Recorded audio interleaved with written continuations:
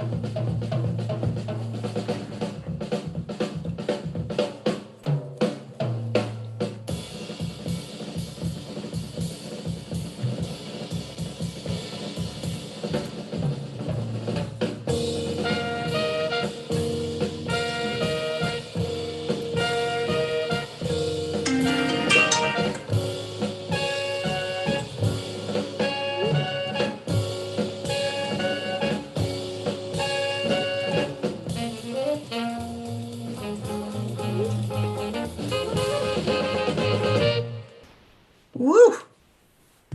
That sounded great. Wow. Let me stop the music. Oh my gosh. One of these days I'm going to get it all together, Jack. Wow, there's a lot to pay attention to, ladies and gentlemen. Oh my gosh. So here we are. I'm very thrilled to have my friend Jack Mouse on, drummer extraordinaire from Chicago. And hi, Jack. Hey, good to see you. I miss Nice to playing see you with you. too. Yeah. Um, we had some technical difficulties, but here we are. As I was saying to Jack, I don't even believe this stuff works anyway. So the fact that it continues working every day is great for me. Hi, Jack. Hey, How are you in Chicago, man? we're having the hottest day of the season right now, so I'm glad we're inside doing this. Really? It's the hottest day of the season? Yeah, this is supposed to be over 100 degrees here today, so yikes. Wow. Yeah. And it's probably a little humid too. It's Chicago, yeah. That's what we get for living next to a lake. Well, um, yeah, it's really pretty there though. Yes, it is. Beautiful sound. Yeah. So, hold on. I'm gonna cough. Hmm? I'm trying to be polite to the audience by not making extra sounds, but this new mic that I got is so damn sensitive Yeah. that everything I do, even just opening, Oh, yeah. But you the can sound, hear everything. sound is great. It's pretty nice though, right? Yeah, yeah, absolutely. So Jack, Hmm. let's start backwards. Okay. First of all, who were we listening to just now? That was actually the opening tune of my new release as a leader. Uh, a tune called Barney's Fife. I'm a hopeless Andy Griffith Show fan. And actually, the theme um, I stole actually from the soundtrack. The Andy Griffith Show is an amazing piece of business, and it was when it first came out. And one of the things that made it so incredible was the soundtrack. The soundtrack on the Andy Griffith Show is amazing. I mean, they use symphony orchestras, they use rock bands, they use jazz groups. Um, and that's one of the recurring themes that kind of appears throughout several episodes. Um, is there, it's kind of an unofficial theme song. So I stole it. And Um, the personnel on the albums are guys that have been with me, and we've been together for years. Art Davis on trumpet. In fact, you've worked with Art. He sounded great there too. Yeah, you played with Art at Janice's camp. Yep, yep. And my old buddy and sparring Cohort in partner crime. is Scott Robinson Oh, on tenor. Scott Scott plays with everybody. He's the baritone saxophonist with Maria Schneider's orchestra. He's a multi-instrumentalist. He's an incredible trumpet player, wow. great trombonist. And John McLean on guitar. John, you probably know John. He's Kurt Elling's guitarist. I love his playing and I love And his you worked work. with John, yeah, Yeah, he's absolutely. special. Yeah, you played with Art. And of course, Bob Bowman, who Mhm. um, Bob and I go back to all the way back to Kansas together. So I for some reason I really think of him as a cohort in crime with you. absolutely. We're two-thirds of the Dan Hurley trio. He plays in my band. He plays in Janice's band. Um, I probably played more notes with Bob than anybody else. He's an amazing bassist. He was quite well known for playing with the Thad Jones Mel Lewis Orchestra. In fact, Bob's the bassist on the Grammy album Live in Munich. Oh, So yeah, and he was with Karen Allison for a long time, and and he lived in With LA for Carmen a long McRae. time. He's like me. He loves working with vocalists. Neither one of us like working with singers, but we like working with vocalists, and there's a difference. So Bob lived in LA too. And of he course, did. He lived in LA for a long time. Then he moved back to Kansas City, and now he's living up around Yellowstone Park. Golly, Montana. Wyoming or Montana. He's living up in Montana. Huh. Kind of holding up there, and he has a cabin up there, and he and his wife live up there, and he kind of gets in his car and drives wherever the gigs are. Wow. Interesting. Yeah. So that record came out last year, Yeah. Uh-huh. Yeah, it came out just last year. and the title again is. Intimate Adversary. That's an interesting title. Is Well, you know, uh, Janice and I, we don't just listen to jazz. Uh, John Laporta, who I'm sure you know, John was one of my musical fathers, and John always said to me, he says, there's only two kinds of music, good and bad, and that depends on how well you play it. So we listen to all kinds of music, but there are certain genres that I think really resonate with us.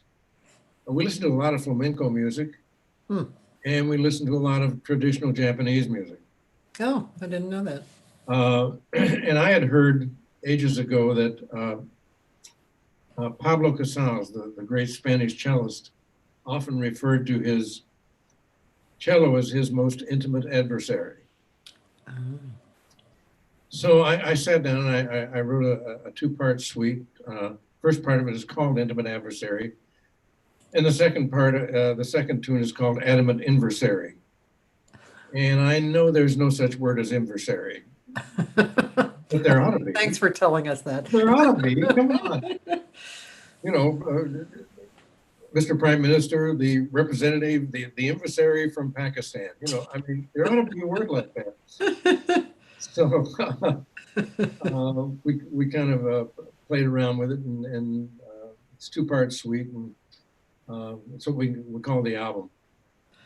And by the way, ladies and gentlemen, I don't know if I didn't write this down or anything, but the Janice he's referring to is Janice Borla, who is his wife, great singer, jazz singer, and I had her on a few weeks back, and also, well, we'll get into various things that they do together, curate and such, but yeah, that's okay. So that's the backstory. That's pretty cool. I like that. I like making up words. Yeah, people who know me well know I can't leave words alone. Yeah, it's not a hobby; it's an obsession. Do you play Scrabble? Not anymore. They don't have enough tiles.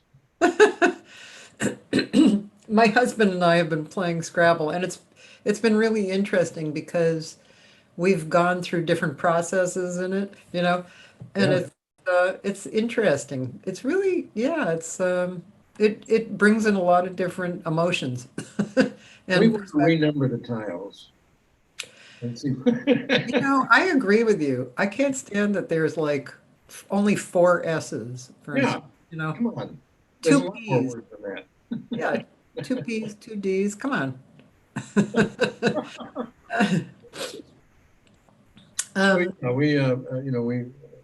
Janice and I both are constantly playing around with the words, and sometimes we invent our own language, and nobody knows what we're talking about. So,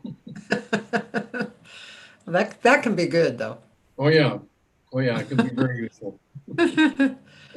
So, okay, so that was the last recording. You've been actually really prolific on recordings, you guys, right? Not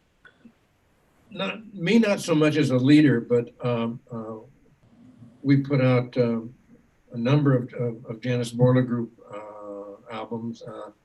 Dan Hurley Trio albums. I'm on a bunch of Air Force Academy Falcon Air albums. Did some recording with Phil Wilson. I'm on Phil Wilson's actually Grammy-nominated album, Live and Cookin'.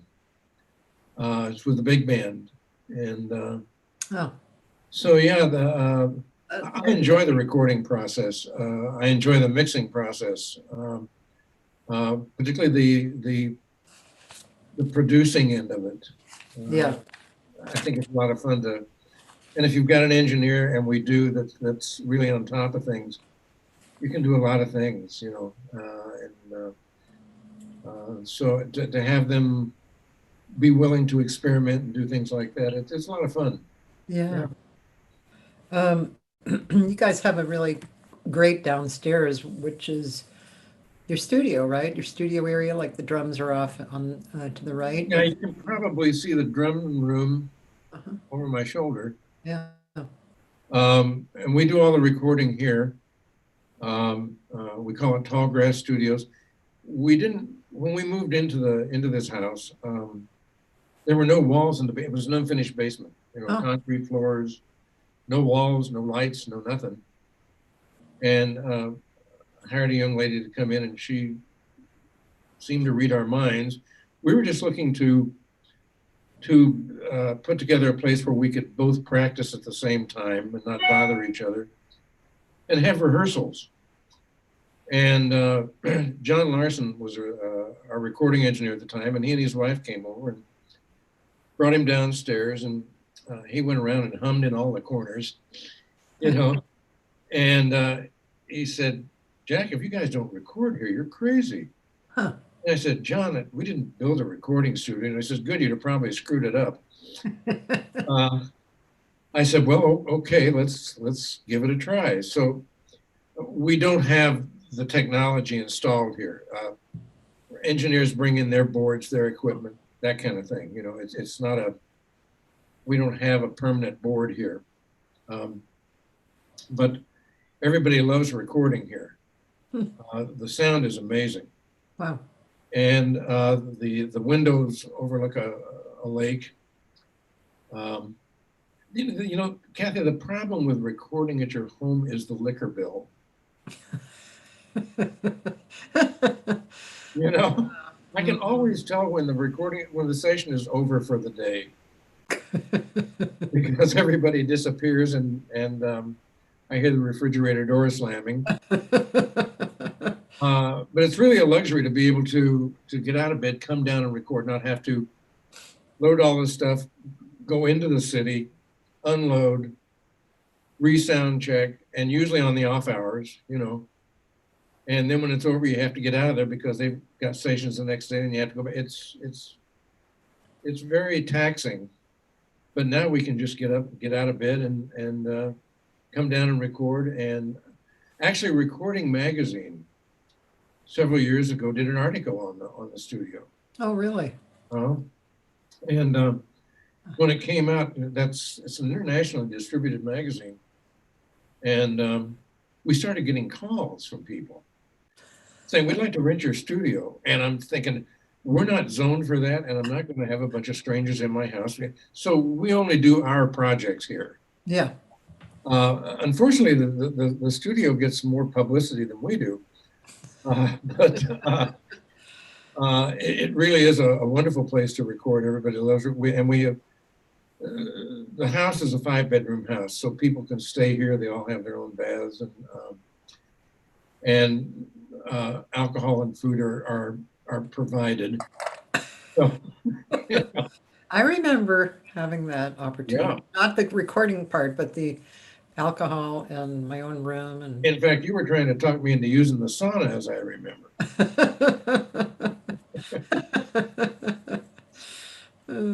So yeah, it's great fun to be able to do that, and kind of operate by your own clock. You can start when you want, stop when you want, take breaks when you want.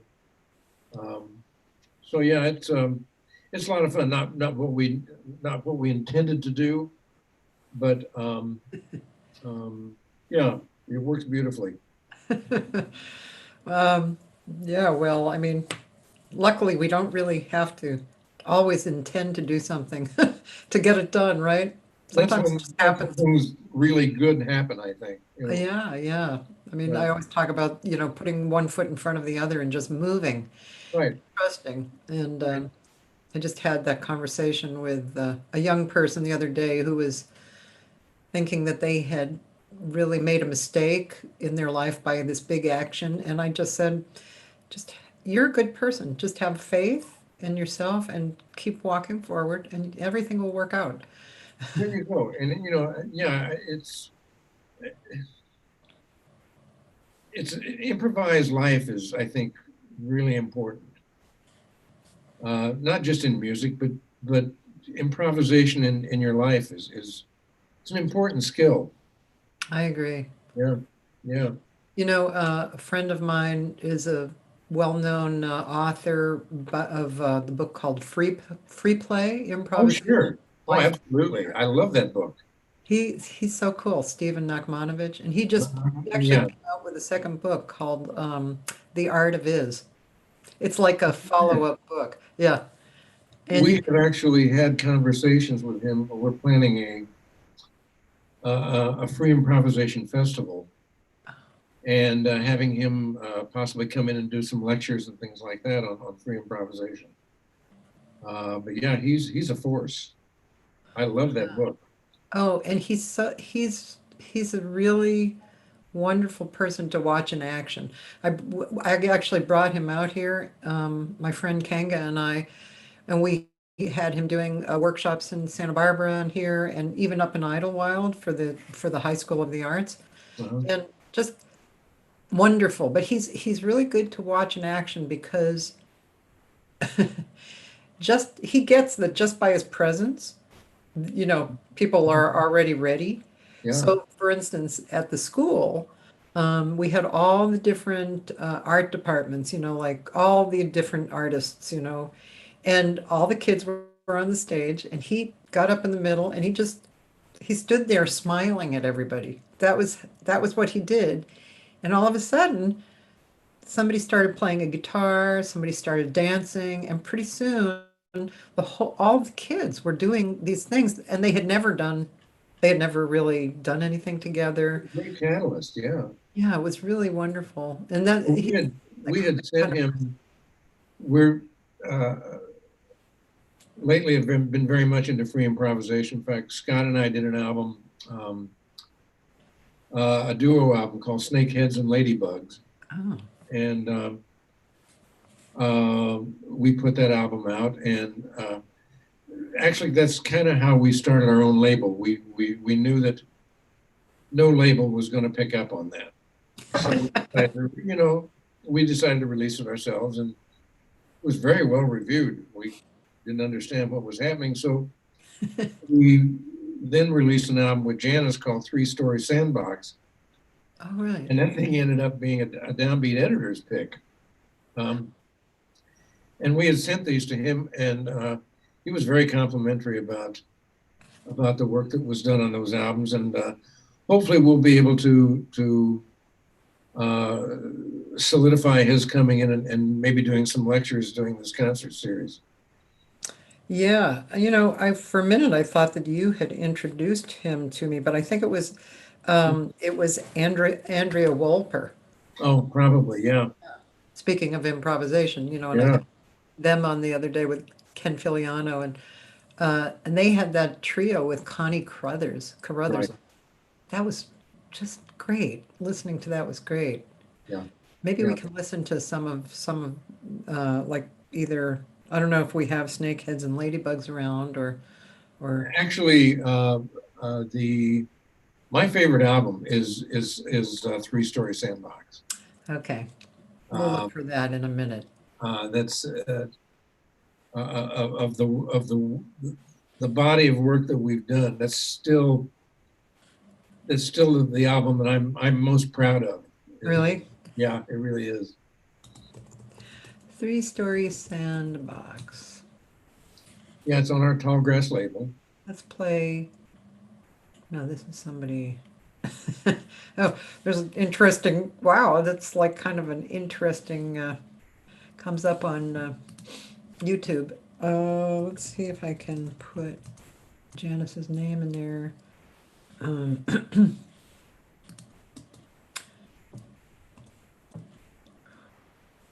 maybe Janice knows where I can find it. Is there like a SoundCloud spot or, oh, here it is. There's Conjurer and Brushfire. Oh, but either one of those are good cuts. Yeah, Should we listen a little bit to just even a sure, little bit of one? sure. Okay. Let me show you how I create in. Let's Yeah, see. yeah. So, skip ads. And here's the sound.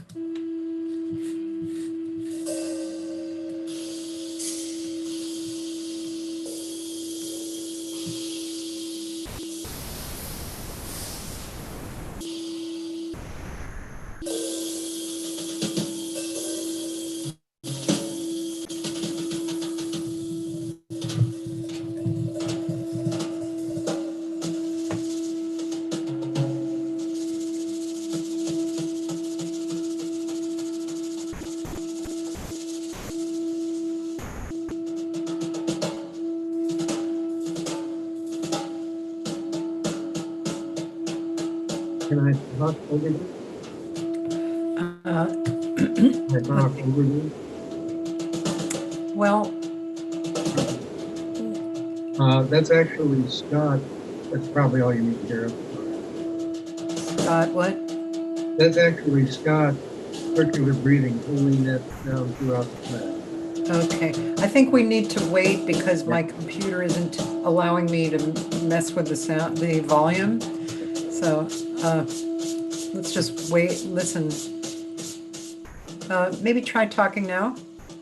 Yeah, I was saying that over that particular track, I'm just improvising with brushes, and Scott is holding a sound on. I believe he's playing C melody saxophone on this, which is a very strange. Huh. You don't see very many of those anymore.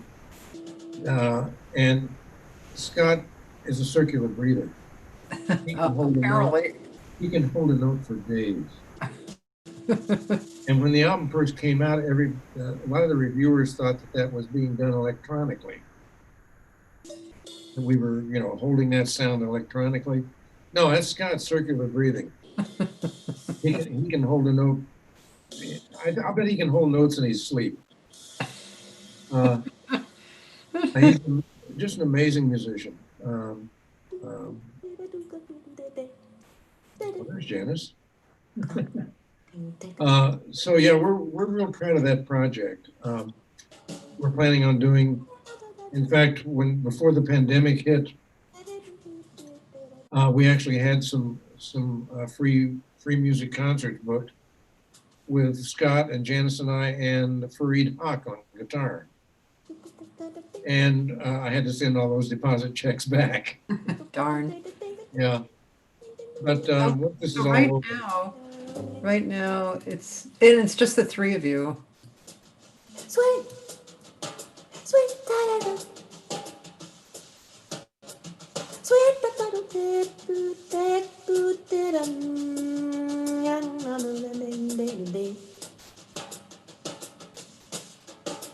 Sorry.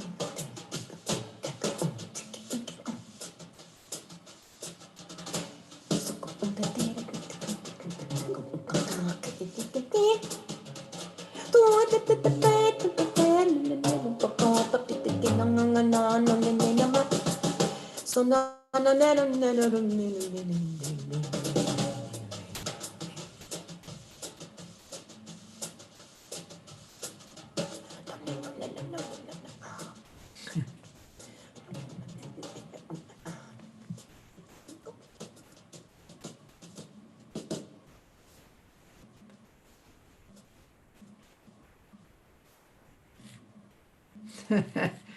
Cool. That was really nice. it's I think the mission statement of the group is, and free music can border on being noise. And we feel like free improvisation should sound like it's written. And by the same token, I think written music should sound like it's improvised.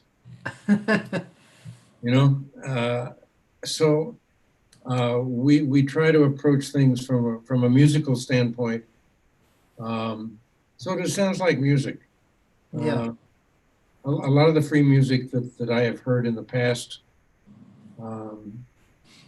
gets a little noisy and a little chaotic, and there's nothing wrong with that initially, I don't think, but our concept of free music is to make it sound like music.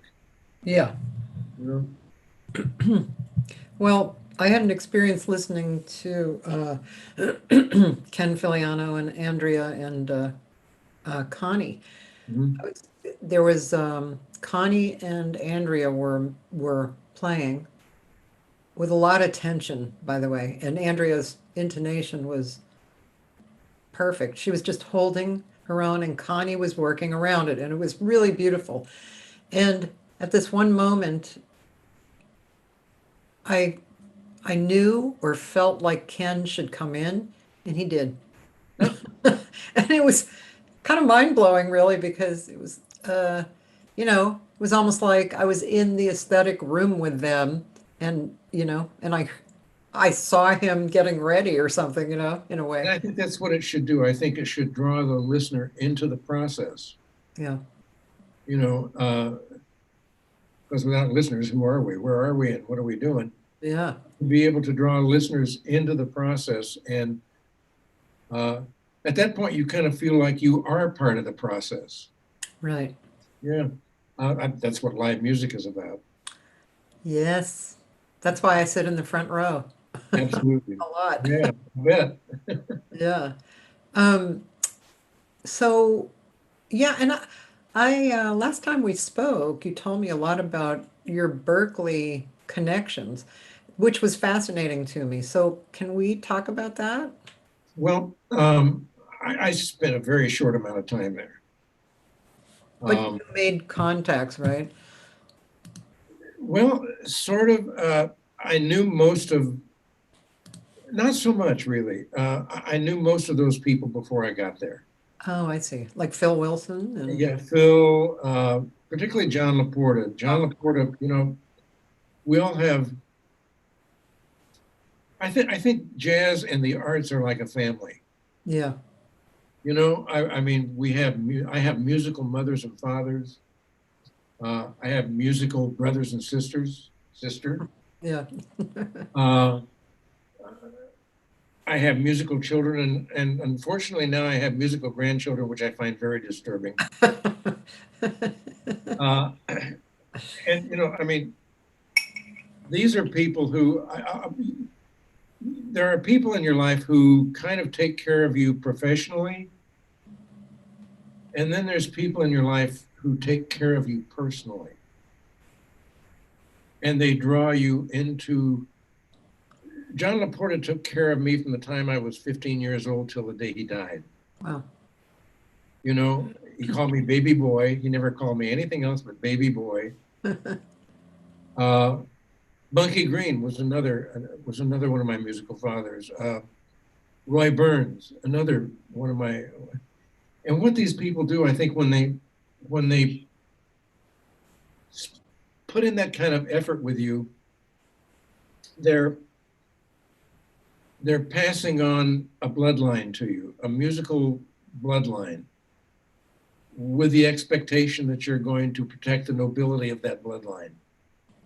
They don't just teach you about music, they teach you how to live and how to be a person in this world.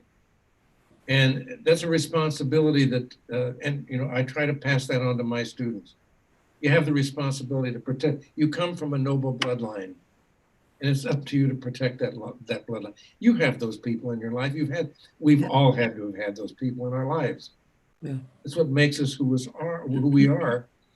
Um, I have a strong connection with Mingus because John Laporta and Bunky Green both worked with Mingus. They were very close to Charles Mingus. I feel like I have Mingus DNA in me. He's like the grandfather I never met, you know? Yeah. But I got Mingus through these two gentlemen. That's And that's a his name great never point. really came up, but it's there. Yeah, that's a great, really great point of view. I don't know why. I mean, the reasoning behind it, of course, I've always had and talked about, but the actual dressing, I've never heard exactly like that, and it's really great. It's a great point of view. It's who have you had in your life? Just Yeah, to Jake Hanna. there you go. Oh wow, Jake. Yep, Jake Hanna. Jake and I were crazy. Uh, Jake introduced me to Shelley Mann, and, and Jake, and we were having maybe we were at Dante's, and Shelley Mann was always a hero of mine. And Shelley came in with some people, and I said to Jake, I said, Jake, is that Shelley Mann? He says, yeah, you know Shelley? And I said, no, I don't know Shelley Mann. He said, you want to meet him? And I said, well, yeah, sure. So he took me over to Shelley's table and he said, Shelley, there's a new kid in town, Jack Mouse, and he sounds just like you. I could have killed him. That sounds like a Jake thing to Oh, do. yeah, who else would do that? And Shelley and I actually became very close. Whenever he would come to Chicago and play at the showcase, I would be there. And he would let me sit in the last set after everybody had gone home. And Shelley he's an amazing human being. If I had to put together my top recordings of, if you want to know what swing is about, listen to Shelley Mann and his Men at the Black Hawk. My God. That should be required listening for every jazz musician. Yeah. With Joe Gordon and Richie Kamuka and Richie Kamuka, yeah. And the album, it was a live album recorded in 1959. Huh.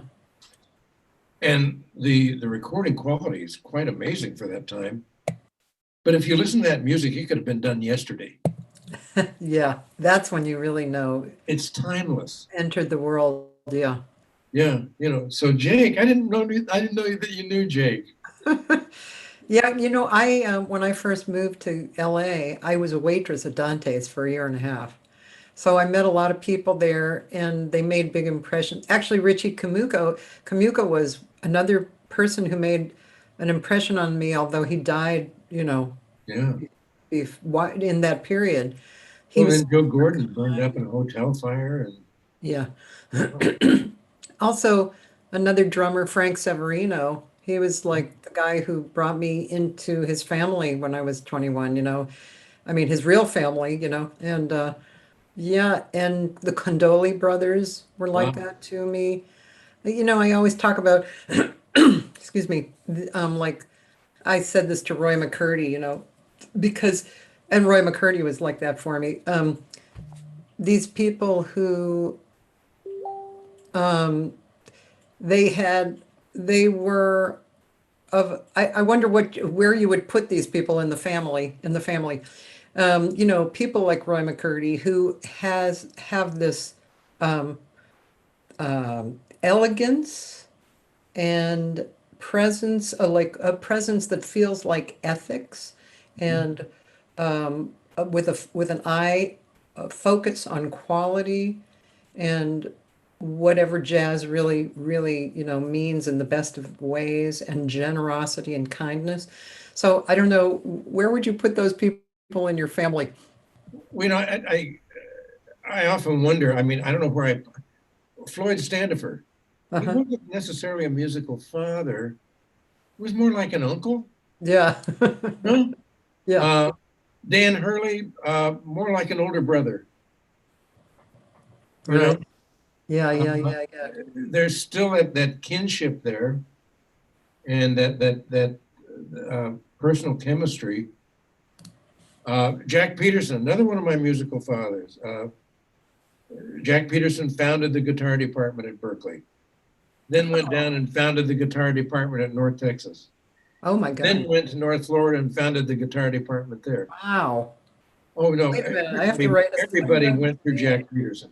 Jack Peterson. Yeah, Wow. everybody went through Jack Peterson. Wow. All these great guitarists, they all went through Jack. Wow. Interesting. Just an amazing guitarist. Jack calls me over the holidays, every Christmas. And he and I actually ran a group together called the Rhythm Workshop for a while. Huh. But he's a guy who spent a lot of time talking to me about what I should do, what I shouldn't do. Uh, Guys who weren't afraid to say, what you just did sucked. Don't play that way again. You know? Yeah. Uh, and then they didn't tell you, there were guys who didn't tell you, that not only told you what to do, but they were great teachers, so they told you how to do it.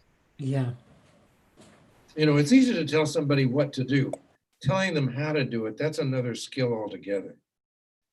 And these are guys who knew how to do that. They save your life. They save your musical life, you know, and they make an investment in you. Yeah. So yeah, probably you'll have to look at your own family tree, you know, and kind of decide, what were these people like, brothers and sisters or aunts and uncles or musical parents, or, you know, it's kind of fun to do, Yeah. That's really a great concept. I like that. to sit Very- down and because it helps define to you your own lineage. Yeah. And I think that's important, you know, and it helps you deal with younger players, Yeah. you know, because that's essentially what you're doing, is that you're passing on that heritage to them. And it's you, everybody has a very unique heritage, you know, a very unique, and come on, I have musical mothers and fathers that nobody ever heard of. Oh yeah. I was just thinking, it's people were moving through my mind. Yeah. Yeah, they weren't all famous people. Right. You Right. know, there were people that were around early in my life that that helped me learn how to play. You know, Yeah. yeah, but it's kind of cool to mess with. That's cool. There's a guy, I don't know if you know him. He lives in New Orleans. I think he lived in Kansas City too for a while. Lauren Pickford. I know. Why do I know him? He's a sax player mostly, but he plays piano and probably other things. He's a real artist, heavy duty artist, and he's I been think I knew him from around Kansas City because I'm from that area. okay. Yeah. Yeah, he was definitely Wow, my father's. it's a familiar name. Yeah. But and you know, it also helps you define or clarify how you want to deal with young players. And I think how older players deal with young players is real important. Yeah. Yeah. If we're going to keep this thing alive and growing, uh, I'm from a small town or a small city up in northeast part of Kansas, up in the Flint Hills, called Emporia, and that was a very special community because it had Emporia State University there, and it had an incredible small college there, a private college called College of Emporia, which is where I ended up graduating from. But it was an extremely culturally aware community. It was always bringing in lecturers and musicians. I remember in 1958, I think the Arts Council brought Louis Armstrong in. and I was 12 years old. Wow. And it was Louis Armstrong and Trummy Young on trombone, Edmund Hall on clarinet, Mort Herbert on bass, Danny Barcelona on drums. Oh, who was the piano player? Billy Kyle. And Velma Middleton was singing. Wow. And my parents took me, and they had tables set up backstage so you could go back and get your, I still have the program signed. You know? And I was so excited, I couldn't control myself. And we were waiting in line to get our program signed. And they were all sitting there at this table, and Yeah. and we got to Louis Armstrong, and I just couldn't shut up. And I said, Mr. Armstrong, it's the most incredible thing I've ever. And he says, "What is your name, young man?" I said, "Jackie Mouse." And he says, "Do you play an instrument?" And I said, "Yes, sir. I play drums." And he looked at my father and he says, "You got to watch this when he's got that look in his eye." Do you know how long I lived on that? Till this day. Louis Armstrong had that look in my eye. I mean, it meant everything, Yeah. you know? So how we as professional artists deal with aspiring young artists, I think is very important. You can do so much harm and damage and do so much good. And it's an easy decision. You know, I've been around people when I thought, why are you talking to that young person like that? How dare you do that? How dare you just blow them off? Yeah.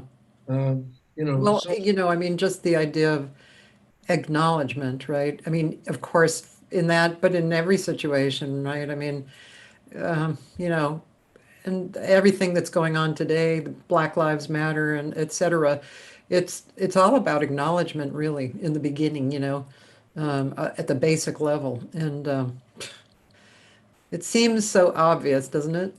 yeah, And yet it is so far away from a lot of people. I don't know. But the lessons, I always feel that the lessons in jazz are, as you said, an improvisation, right? As we started this conversation off, um, they're life lessons, and we're lucky because we have this music form to learn from. But everybody can do it. But it's, of course, more appealing to get into the process of the lessons if you have some kind of an art or something that you really love to do, and then you're getting the lessons like that. Well, not that, but the art form informs us. Yes. Everybody says, like, are you informing the art form? Well, not so much. I'm being informed by the art form. I'm writing down that quote. Somebody brought to my attention that, you remember when John Kennedy said, "Ask not what you can do for your country, ask what your country, Absolutely. or what your country can do for you." Ask, well, maybe it should be, ask not what your art form can do for you, what can you do for your art form? Maybe it's that, I don't know. Yeah. Well, yeah. Yeah, I mean, yeah. That's why I love these conversations, actually, because of what you're talking about. That's what these conversations are about. They're about connecting with our sisters and brothers and uncles and aunts and mothers and fathers, um, and opening the door to those who are listening, to have that experience and be inspired to use that experience in their own life. Yeah. Oh, absolutely. Absolutely. I totally agree. Uh, and I think that's maybe how people unconsciously gravitate towards one another as to who you want to play with, who you don't want to play with. I don't think it's all musical. I don't either. I know a lot of great players that I don't want to be around. Right. you know. Yeah, anyway, here we are, huh? So you're, by the way, Ray James said he's really enjoying your Oh my conversation. God. I'm Ray sure there's a James. few Ray people James who are. is a Kansan uh, trombonist who, oddly enough, we were talking about Emporia. Emporia State University was the home of the Clark Terry Great Plains Jazz Camp. So I got to go home every year, and it was an incredible camp. And Ray James, they hired great players, educators from around the area to fill in the big band chairs. Clark always brought in the rhythm section, and playing with Clark was an amazing experience. Without Clark Terry, I would have never gotten to play with Frank West or James Moody or Buster Cooper. I would have never gotten to play with those guys. But he always hauled those guys on gigs, and here we were. And I'm thinking, my God, I'm sitting here with giants. And the thing I found really almost moving is watching them deal with each other as gentlemen of the same generation. The courtesy and the caring that they expressed to each other was really quite moving. Yeah. And the way they kidded with each other, it wasn't just musical. It was their social interactions. Buster Cooper, great trombonist.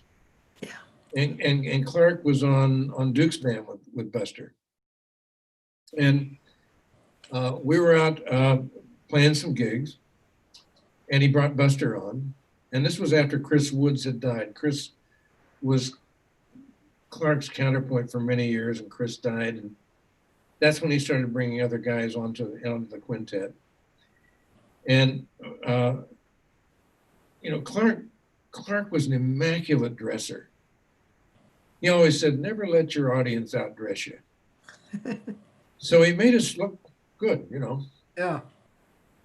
And Clark had been to Italy, and he had these amazing shoes. And Buster would, every night, he would say, man, Clark, those are some shoes. So I think we were playing a club in St. Louis. Mm-hmm. And afterwards, I was out loading the drums into the van, things like that. And Clark comes out in his stocking feet. I said, Clark, where's your shoes? He says, oh, I gave them to Buster. He liked them better than I did. And I said, well, did he give you yours? He said, I'm not wearing those things.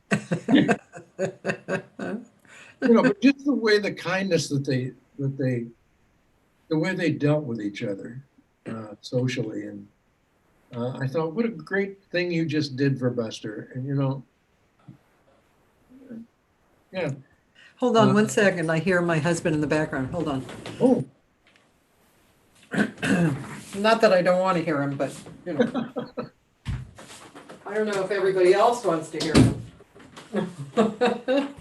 Okay. Yeah, as you were saying. Well, and Clark was another. Clark always took care of his people. I couldn't really call him a musical father, but we had a good professional relationship. Yeah. Yeah. Had good talks, mainly about social issues and things like that. Didn't really talk about music much. I could tell when he was happy and when he wasn't. And he loved Janice. He and Janice would sing together, and we did a thing in Oklahoma. They brought Janice's group in to Southwest Oklahoma State University Jazz Festival. And then they brought Clark in as a guest to play with their big band. Well, he ended up playing with us too, So, and he was just a sweetheart. He talks about the camp and mentions Bowman and I, and in his book, Clark, it's a great book, uh, and offers a lot of insight as to who Clark Terry was, you know. Just an amazing musician, another circular breather, you know, and we all remember him picking up a trumpet in the right hand and a flugelhorn in the left hand and going back and forth. And everybody says, who cares? It's the same instrument. Wait a minute. He had to learn how to valve with his left hand. You know, it's not that easy. It looks easy. Yeah, well, he made things look easy. Yeah. You know, and actually Dan Hurley was a member of his group. We weren't with Clark at the same time, but Dan was a member of Clark's group for a long time. You know, coming up, I knew Dan Hurley's name from, I guess, from Jamie Abersol books, I guess. Yeah. And then when I met him in Chicago with you guys, I was like, actually, he picked me up at the airport. Yeah. And I said, oh, hi. And he said, hi, I'm Dan Hurley. And I was like, you're Dan Hurley? And he said, yeah. And I was like, wow, cool, you know? And then, of course, his playing was exquisite. Well, you know, I've been, you know, and I try to get this across to young players on all instruments. At some point, you know, I mean, when we were younger, we had LPs and that was it. Yeah, yeah, LPs and the radio. yeah. And I mean, that's how we had to listen to music, and that's the access that we had to it. Now you can listen to anything anytime you want to, and there seems to be an obsession with particularly young players about picking out one of their heroes and learning how to sound like them. That's good to a point, I think, but at some point you've got to make a personal statement, an identifiable statement, you know, as to who this is me now. And that's very difficult to get across to young players. They're very proud that they can sound like Tony Williams. We've already had a Tony Williams. We don't need any more. The one we had was really great. And it's not going to get any better than that. And I'm not saying you shouldn't be influenced by them. But, you know, I think a lot of that, I've been really fortunate in being able to play with players who are particularly leaders who are unique. Bunky Green, nobody sounds like Bunky Green. Extremely unique player. And I remember, Cathy, seeing Elvin Jones when I was a kid. It came into Emporia to play with Tyree Glenn, who was a trad trombonist. And I'm sorry, you know, nobody knew who Elvin was. And I'm listening to Elvin play with Tyree Glenn in this trad setting. I'm thinking, wow, probably never hear from this guy again. Well, I didn't realize that Elvin was pretty smart at that, and I wasn't very smart at that time. And next thing you know, he's playing with Train.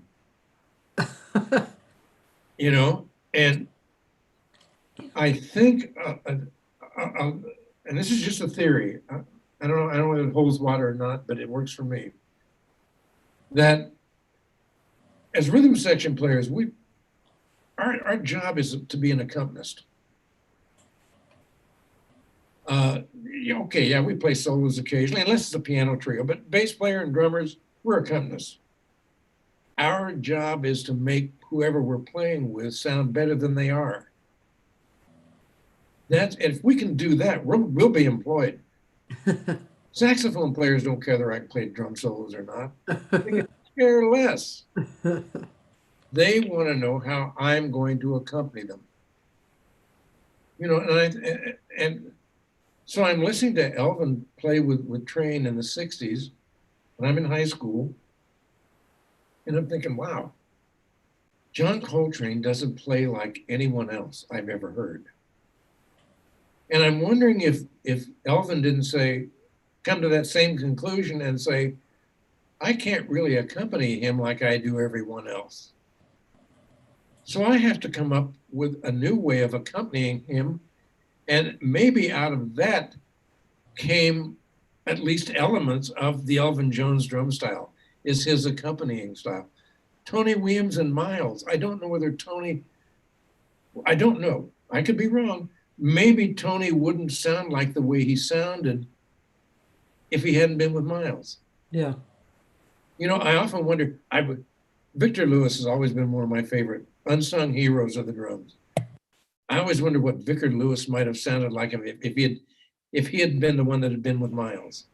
You know, but it's these accompanying styles that, and at some point, you have to consider, you know, at some point in my life, I had to say, okay, what does Jack Mouse sound like? And Bunky Green sounded like no one, and I had to figure out how to accompany him. And out of that came what I think came my musical signatures. Was playing with Bunky, playing with Dan. You know, I mentioned that very rarely, you know, you maybe played one drum solo a night, and that's fine. With the Hurley Trio, you played a solo on every tune, whether it was a ballad, I don't care what it is. You play with Dan, you play a solo on every tune. That's a lot of heat. Yeah. But out of that, you find things that work for you. And so being able to play with leaders who challenge you. I played with Scott Roberts. Janice challenges me. Janice has a strong instrumental background. And so she sings like a horn player, and not necessarily a bebop horn player, but a contemporary horn player. She has had to find phonemes that work with a contemporary jazz style. And the bebop phonemes don't always work. By the same token, same with you, all vocalists, this is why I like working with singers so much, vocalists, not singers, is that you all have, unlike a saxophone. Now, I'm not saying there's not a difference between the sound of one tenor saxophonist and another tenor saxophonist. Of course there is. But the timbre of each individual singer is so different. You have to find textures that work with their voice. Yeah. And that's really fun to do. Yeah. You know, what one cymbal may work with one vocalist doesn't work for all vocalists. You have to find other ways, other things. And Janice has such a she has a great vocal instrument. And so she's constantly challenging me. She's coming up with new textures, and I have to find textures that work with what she's doing. That's part. So I think vocalists have had a very definite influence on how I play. You know, that someone said, I think John Laporta told me that Tony Williams, and this doesn't sound like anything Tony Williams ever said, so I'm not sure it's true. Mm-hmm. But Tony Williams was supposedly involved in a conversation, and they were talking about a young drummer. And Tony says, yeah, he can really play fast. He says, but I want to hear him play brushes with a vocalist on a ballad. And so that way we'll find out if he can really play. Is that your hubby? I missed that. I'm sorry. My husband was bringing me some more water. Oh, I was just saying that, and again, I don't know whether this is true, because to me, it doesn't sound like anything Tony would say. Yeah. But they were talking about a young drummer that was relatively new on the scene, and Tony said, yeah, he can play fast. He says, now I want to hear him play with a vocalist with brushes on a ballad. Let's find out if he can really play. I agree with that. Absolutely. To me, that's the acid test. Yeah. I want to hear how you do that. Yeah. Yeah. I can So understand I'm totally indebted to vocalists, um, not singers, but vocalists. that. You know, I uh, think we know what that means, but that's yeah, cool. yeah. I mean, a singer is someone who stands up, sings the head. Vocalists play the solos, and they come in and sing the outhead. A vocalist participates Yeah. all the way throughout. Yeah. They improvise. They're great melodic embellishers. Madeline Eastman. Oh yeah. Madeline Eastman is an amazing melodic embellisher. Yeah. She can't do it without lyrics. I've talked to her about it. I said, Madeline, just drop the lyrics and sing what you're singing. She says, I can't do it. That's interesting because when I was learning how to scat, um, I I thought about that. I thought, well, I can change it with the lyrics. It's very easy. It's very melodic. It's very natural. So why can't I just do that without the lyrics? And I actually worked on that process. Huh. So what, in working on that process, did you have a method or? Well, just a very simple method. Just, you know, um, Experimentation. yeah, I would sing like the very thought of you makes my heart sing. Do lay do be bo ba ba yeah. And So I'd how many practice that. ways can you do that, right? Yeah, I Uh-huh. mean, because there's some kind of synapses at work, right? And so, I mean, as you know, just when you practice something over and over again, or listen over and over again, it actually sinks in. There you go. It's a lot There easier you than go. we think. There you go, right there. And uh, that's what practice is about. Practice is such a right brain or left brain activity. Yeah, You know, I mean, I practice every day. I started playing when I was 4 years old. I don't remember. I don't have any memories of when I wasn't playing. So I practice every day because that's what I do. yeah. You know, and I but I love to practice. I don't practice to get faster anymore. I'm as fast as I'm going to get. I'm only going to get slower. But I can tell you, no one gets any more tired of listening to me play than I do. You know, so I don't practice to get better anymore. I practice to get different. Right. You know, dealing with different textures, metric modulations. Uh, that kind of absorbs practice time. But you just said it. Anything worth practicing is worth putting in the time so that it's in your bones. Yeah. You don't have to think about it. Mm-hmm. It's there. It becomes, and that's a right brain or left brain activity. Mm-hmm. That's Yeah. what practice is. Performance, that's a right brain activity. Yeah. I don't know about you, but I can't think and play at the same time. You know? Well, nothing comes out of value when you do that, for Right. sure, right? But those things that you've been practicing find their way into Yeah. into your art form. Yeah. It's we leave the exercises in the practice room. Yes. Or You know, we should We anyway. have to do them. Yes. I mean, come on, football players do push-ups, but they don't do them during the game.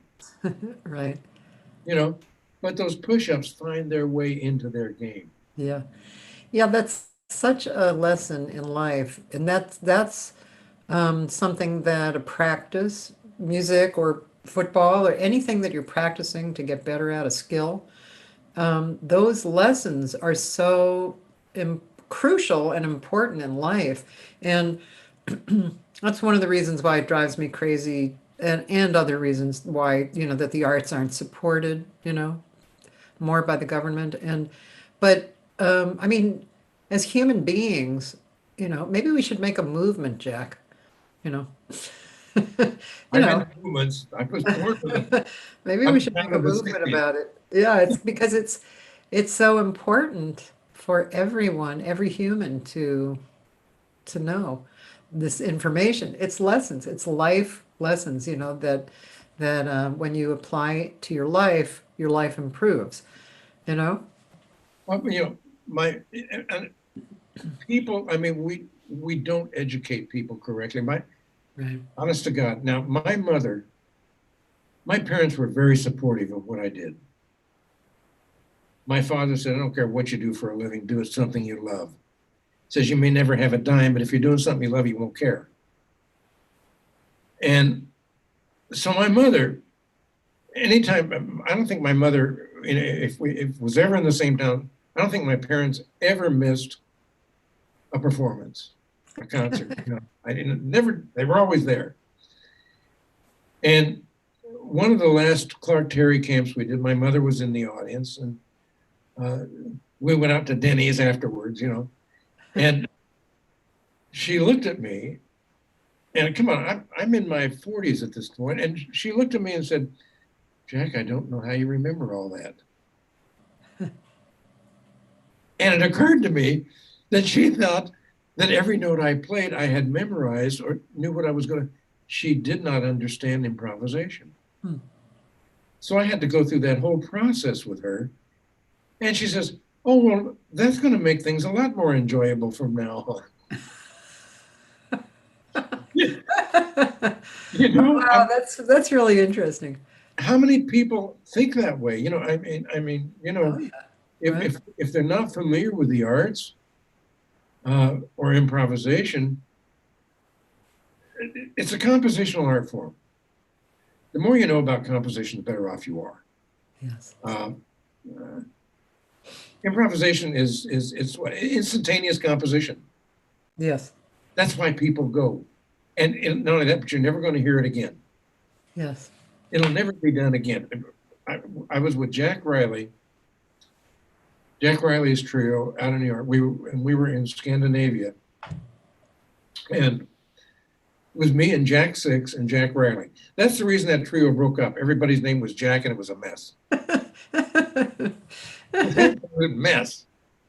It was Jack Six and Jack Riley and I, and uh, he had released we had released an album on a Scandinavian label ages ago, and a young, not really that young, but a guy came up to me before the concert and said, "Are you guys going to play Halloween tonight?" And that was one of Jack's tunes. And I said, "Well, I'm sure we will." And he says, "Oh, are you going to play that same drum solo?" Yikes. You know? And yeah, we're not educating people correctly. I mean, ignorance breeds distrust, which breeds hatred. People don't like things that they don't understand because it makes them feel inferior. Yes. Yeah. People, I'm sure that people come up to you and say, "I don't like jazz." Oh, yeah. And I say, "Well, what jazz have you heard?" They say, "Well, I've been to Starbucks. I've been to the high school to hear they haven't really heard it. Yeah. And they don't know anything about it, and they don't like it because they don't understand it, and that makes them feel inferior. Yeah, we need to really rethink and reboot the way we're teaching people about this music and about what it's about. Yeah. And again, referring back to free play, that book was like my Bible for years. And it's really so obvious that improvisation is something that is so necessary to understand in life. You wake up, uh, you can't get out of bed. You're sick. You wake up, it's raining, and you were going to go outside. You wake up, you don't feel like having coffee. You feel like, I mean, it's all improvisation, Right. all of it, and so if people could just see the simplicity of what they do already as being this, it's this expression through music or art, you know, um, it's yeah, it's really interesting. It sounds like you like I feel like it's kind of a quest to let Absolutely. people know about it, you know. Well, Janice, I'm sure Janice has talked to you about the fact that we have a non-for-profit called Flashpoint Creative Arts. And that's what that's about. We've been dealing with uh, students with special needs who are amazing. These incredible autistic, and autism has nothing to do with intelligence. Right, of course. Some of them are almost savants. I mean, a lot of them have perfect pitch. No one knows why. Um, but to hear these young people, they actually accept improvisation perhaps better than anyone else. They're not self-conscious about it. Yeah. And working with them, um, we have dealt with, Janice has dealt with students who are nonverbal, and she gets them to sing. Yeah. And it brings the staff people to their knees. They think, my God, it's so important. It's not just an art form. It's more than that. Yeah. And that's really what this Flashpoint Festival that we're talking about. It's going to be what we think will be a 3-day event that will encompass all of the arts: dance, spoken word, music. What else? We're even thinking about the culinary arts. There is an improvising chef in Italy that's amazing. Wow. So that's what this 3-day festival is. We're talking to people. Interesting. We're talking with a Spanish flamenco dancer in Barcelona who's an improviser Oh. about coming over. And I think it'll be a real unique event. And we'll have we're not going to rehearse because it's free improvisation. Yeah. You know, Excuse me, flamenco is an interesting form because my brother-in-law, from my first marriage, is Joey Heredia, who's a great drummer. yeah, And he, I didn't know that. oh, yeah, he and my first husband were half brothers, and Joey and I kind of grew up together. We I met when, did not know that. yeah, yeah. Oh my gosh. Oh, he's But an he, amazing he player. got into flamenco, and he was explaining to me that flamenco, it's an amazing art form because you probably know this already, but so there are patterns or lines that they learn, and then it's improvisational, and the dancer or the singer leads, and then the band has to know all of these, and as soon as they hear it, they go into playing it. That's Well, and pretty those lines that fascinating. you're talking about, that's like their chord changes. Yeah, That's their framework. yeah, Oh it's no, really it's an interesting. incredible culture. Yeah. Check out, there's a film, we own it, called Flamenco. Okay. Oh my God. In fact, it's the last filmed performance by Paco de Lucia, Oh, okay. um, who tragically died. Uh, um, but it's absolutely one of the most inspiring for any artist. Yeah. It's called Flamenco, Uh-huh. and it's just incredible. Wow. Uh, you Yeah. know, uh, and it has its own language. People say, "How do you teach people to swing?"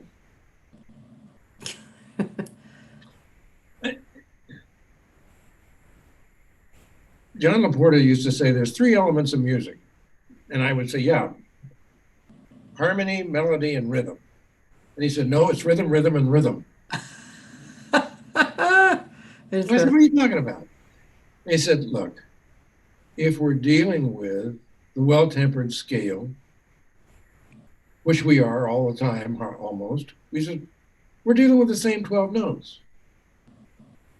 Whether you're a classical musician, whether you're a jazz musician, whether you're a rock musician, whether you're a country western, whether you're a polka, it's the same 12 notes.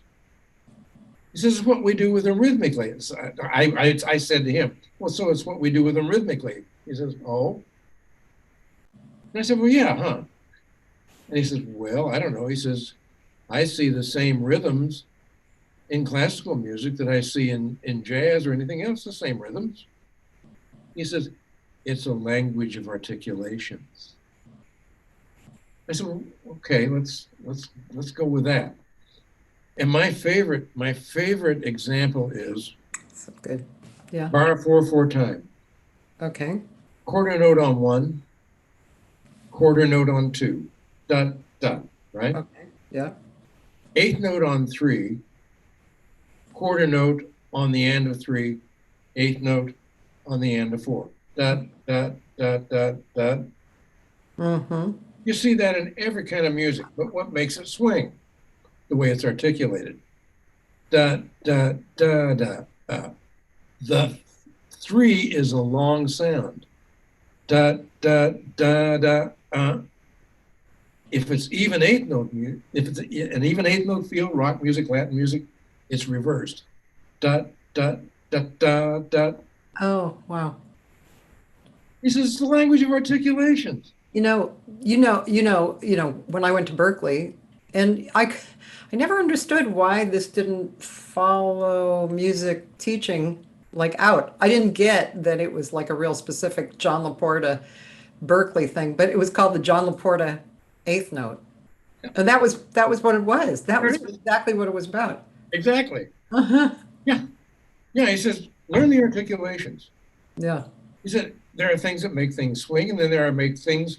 He says, you wouldn't want to play da, da, da, da, if it was an even eighth note.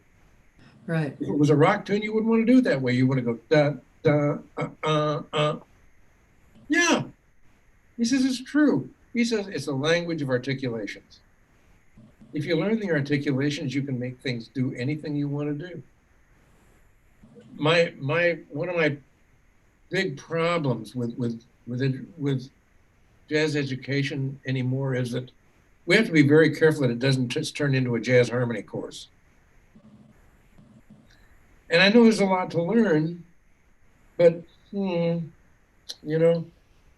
rhythm, and rhythm. Those are the three elements of music. That's so funny. But yeah, I mean, and once you sit down with young people and get them to dealing with these articulations, sure enough, they start swinging. Right. And it's like opens up another door to them, to be able to open up the swing genre to them. And it's not so you have to listen to the music, but when you listen, it's not just listening to the music, but knowing how to listen to the music. Yeah. Yeah. And that's transcriptions. Transcriptions, yeah. Great tool, transcriptions. Whew. They are. I'm not sure we use them correctly. Uh-huh. I mean, you can go out and buy transcriptions. That's Who not gets the it. most out of a transcription? The person who did it.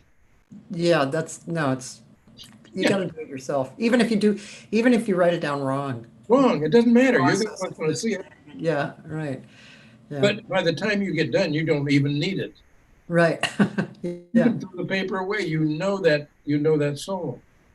And it's really different writing it down than listening. Even if you, like, I remember I listened to, what was this song? Well, it was Jim Hall and Bill Evans.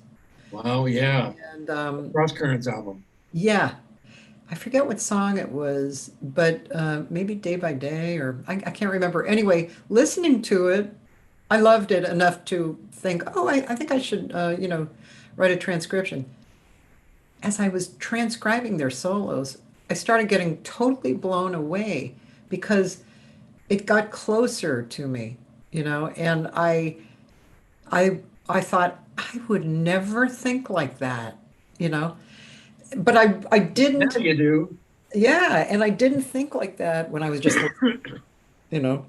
actually had to get closer to me. Well, and drummers, transcribe drum solos if you want to. By But the way, Darn That Dream, I think that was it. I don't remember that particular cut. I know that album fairly well. What an incredible album that is. Beautiful. Oh my God. The drums are too loud, but no. You know, I use transcriptions in my teaching, but I don't assign them to do drum solo transcriptions. Do horn transcriptions. And they say, well, we don't have pitches. No, but we have a melodic curve. Actual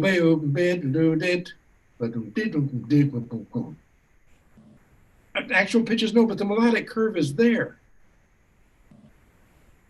Learn the vocabulary. I mean, and this is the problem with young drummers, is that a lot of us are taught rudimentally, otherwise marching band rudiments. And so when we're asked to improvise initially, we fall back on what's comfortable to us, right? Mm-hmm. And we're comfortable with the rudiments. So we sit there and we play drum rudiments during during our jazz solos. Right. You know, Charlie Parker would not play right? No, wouldn't do. So we should be using the same rhythmic vocabulary as everybody else in the band. Learn that. Learn a saxophone solo, put it on the drums. That's so cool. I love that. And I also like the idea of takedowns without, like, away from the keyboard, because it brings out, I think it brings out your natural, let's see, I don't know how to put it, your natural acknowledgement of yourself, of your ears. You know, it doesn't matter that you come up with the right notes. It's, you come up with a concept that is really, it's real actually, right? Well, and if you're, I mean, Janice uses transcriptions, but not vocal transcriptions. You know, she makes her singers do horn transcriptions. I'm sorry, what did you say? Janice, she uses transcriptions, but she makes her vocal students, her voice students, do horn transcriptions. Oh yeah, right. Or drum transcriptions. Because I think it's important for vocalists to learn to be able to.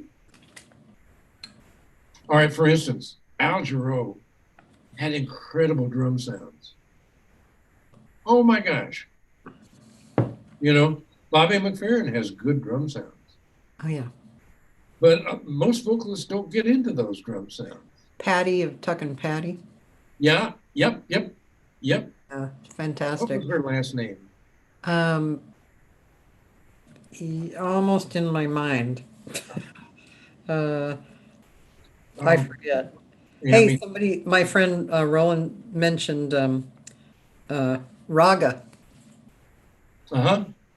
Mm-hmm. That's very intense, right? Very. You know, and I keep going back to East Indian music.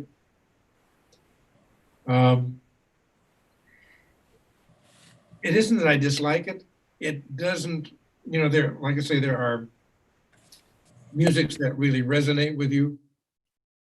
When I was teaching at the conservatory, and I've been teaching a long time, never full time. I've always been part time, but I've been teaching a long time. And I was teaching at the American Conservatory down on Michigan Avenue. And when I first got to town, I was there, I think 1 or 2 days a week. And upstairs was not the Indian consulate, but their arts board or something, you know, and they brought in Ala Raka to give tabla lessons, but they didn't tell anybody about it. So he was up there sitting around in the office all day with nothing to do. And he would come down. So he, you know, there's a conservatory downstairs, you know. So he would come down and hang out with us. And the East Indian system is so complex. My God. You know, and it's finger drumming, Uh, uh, Playing the tabla is, it's a lifestyle. Well, everything is. I mean, the arts are a lifestyle. But he had some amazing stories. He and Buddy Rich did a duet album together Wow. called Rich a la Raka. Wow. And it's amazing. It's really quite amazing. Interesting. And he was very interested in improvisation. Yeah, I'm sure. Um, Sorry, I want to interrupt because Mark Baldrich has asked this question before from drummers, and I just wanted to know if you have any idea before it gets too late to ask. I hope you'd be able to help. I'm looking for a book that's not being published anymore. It's Edward B. Strait's books. Do you know if it's possible to get a copy? if you can't find it on the internet, if you Google it and it doesn't come up, Hmm. it's going to be tricky. You might try, oh golly, there's a magazine for vintage drums. Maybe it's called Vintage. There's a magazine called Modern Drummer. I think there's a magazine called Vintage Drummer. Google that and check in with the editors because they kind of keep track of that kind of thing. Yeah, that would be my best guess and probably the best source is to check in with. You might also contact the Percussive Arts Society Museum in Indianapolis. They may know of a contact or a way to get the book. I don't have that book anymore. I wish I did. Mark, if you find out, let me know how to get it. I think it was Ralph Humphrey, right, Mark, who said he had a copy, but he seemed like he probably didn't exactly know where it was. But let's see, Paul Parker's on. He said, Not So Modern Drummer is the publication. There it is. Paul Parker is one of my musical sons. Studied with me at the conservatory, lives in Florida now, very busy drummer and teacher in the Orlando area, great player. Hey, Paul. Let's see, I love this syllabifications. Is that a word, Roland? Syllabifications of tabla rhythms. I forget the term for that discipline. Maybe Jack knows. I really don't. You're talking to the wrong person about East Indian music. Yeah. There are much better sources out there than I. Um, who's the young tabla player that's just killing everybody now? And he really is quite amazing. Wow. Oh well, of course. Then there's Trilok Gertu. Right. And Trilok's mother is an East Indian classical vocalist. Okay. So Yeah. he was brought up in that culture, trying to get a hold of. Trilok is, I think, pretty easy to get a hold of. I think there are ways to communicate with him. Oh. Okay. Another incredible player. Trilok. I mean, with Oregon, and he took Colin Wilcott's place when Colin was killed in the car accident in Germany. He took Colin Wilcott's place with Oregon. But Trilok is always a good source, I think. Yeah. Yeah. Hey, Jack, let's listen to another cut. Okay. I'm gonna go. What do you like? Should it'd be fun to have a little live. I know there's Equinox on there, and See, the problem with those recordings is the sound isn't very good. I think maybe the Dan Hurley thing at Jen is better recorded. okay, yeah. Let's see. I think Body and Soul's on there. And Dan has a way of dealing with standards like nobody else does. He completely wrecks them, in a good way. Dan Hurley. Let's see. I saw something. Live at Jen, Body and Soul. Yeah, sure. Mm-hmm. Okay, I'm going to share the screen since it's a live performance. Share screen. Okay. There's our screen, and here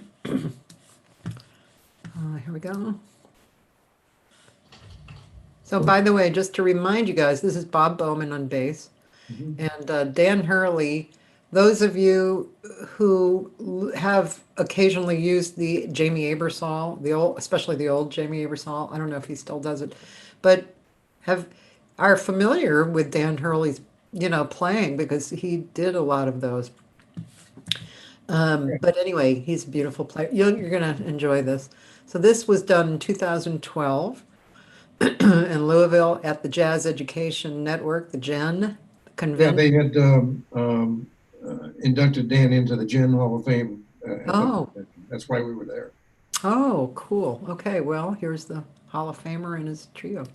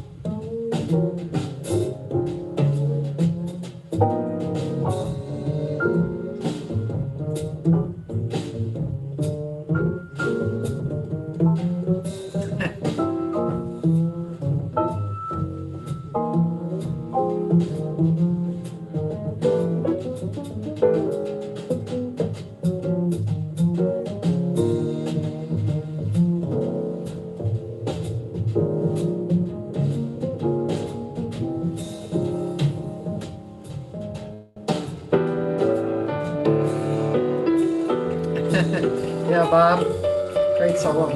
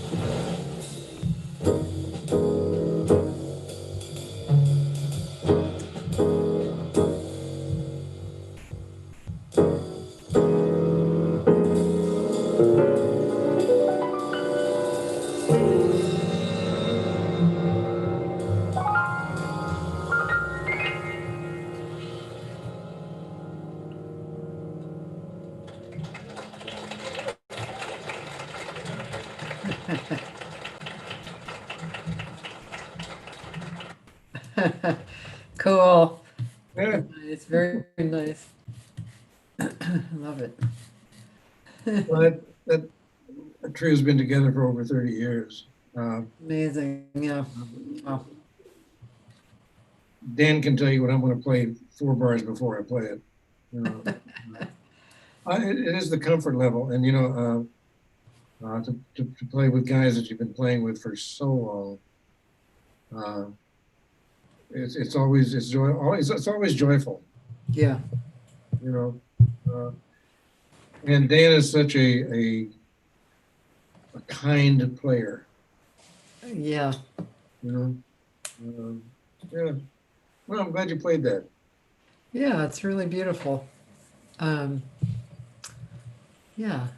I had written down in my notes. Oh, you know what I wanted to ask you? I just wanted to kind of chat a little bit about it.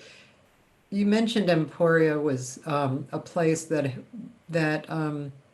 attracted and observed art, right? And the value of art.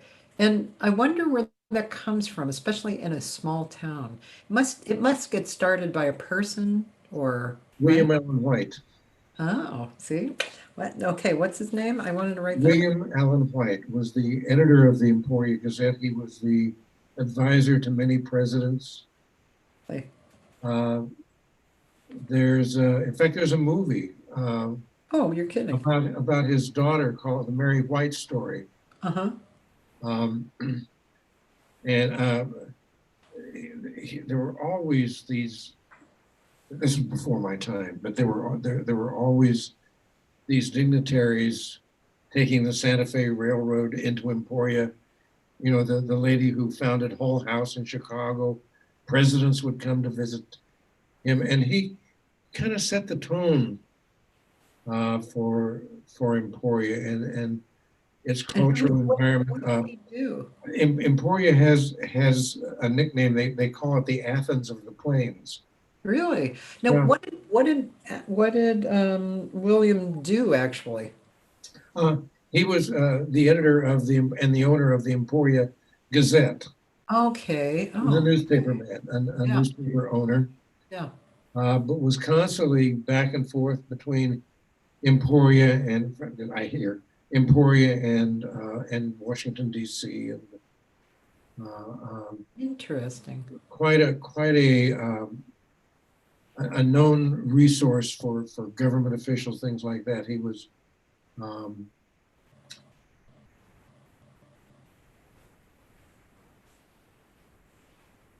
He froze a little. I'm sure he'll be back in a second. It's a good look. Uh, Very- his house there is his influence is still there. There's the William Allen White Memorial Library, and, Oh, but and he was a writer, uh-huh. an author. So yeah, he was the.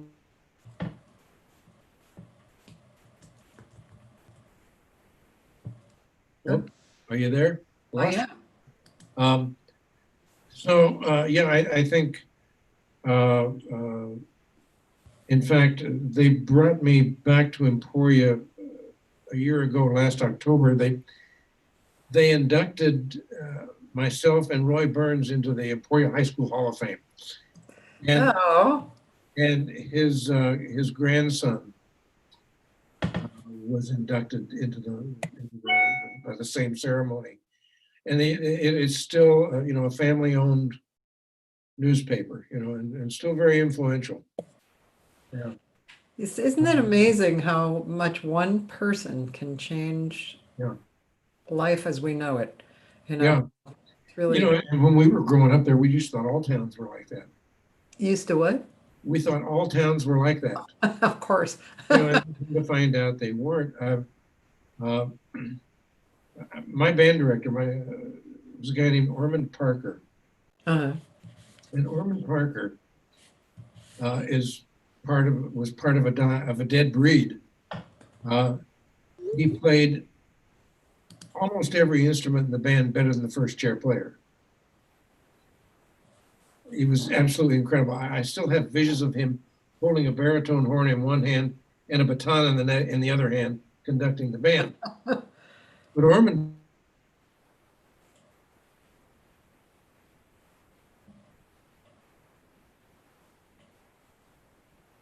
he was the drummer on the Merv Griffith show. He founder of the finger control method of playing.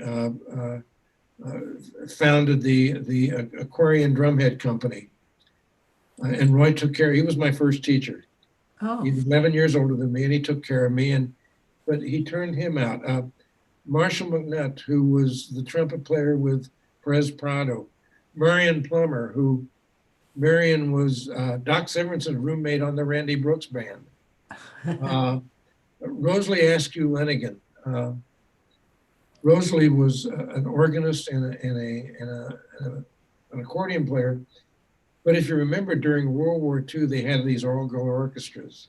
yeah. They were incredible orchestras because all the guys had been drafted into the army.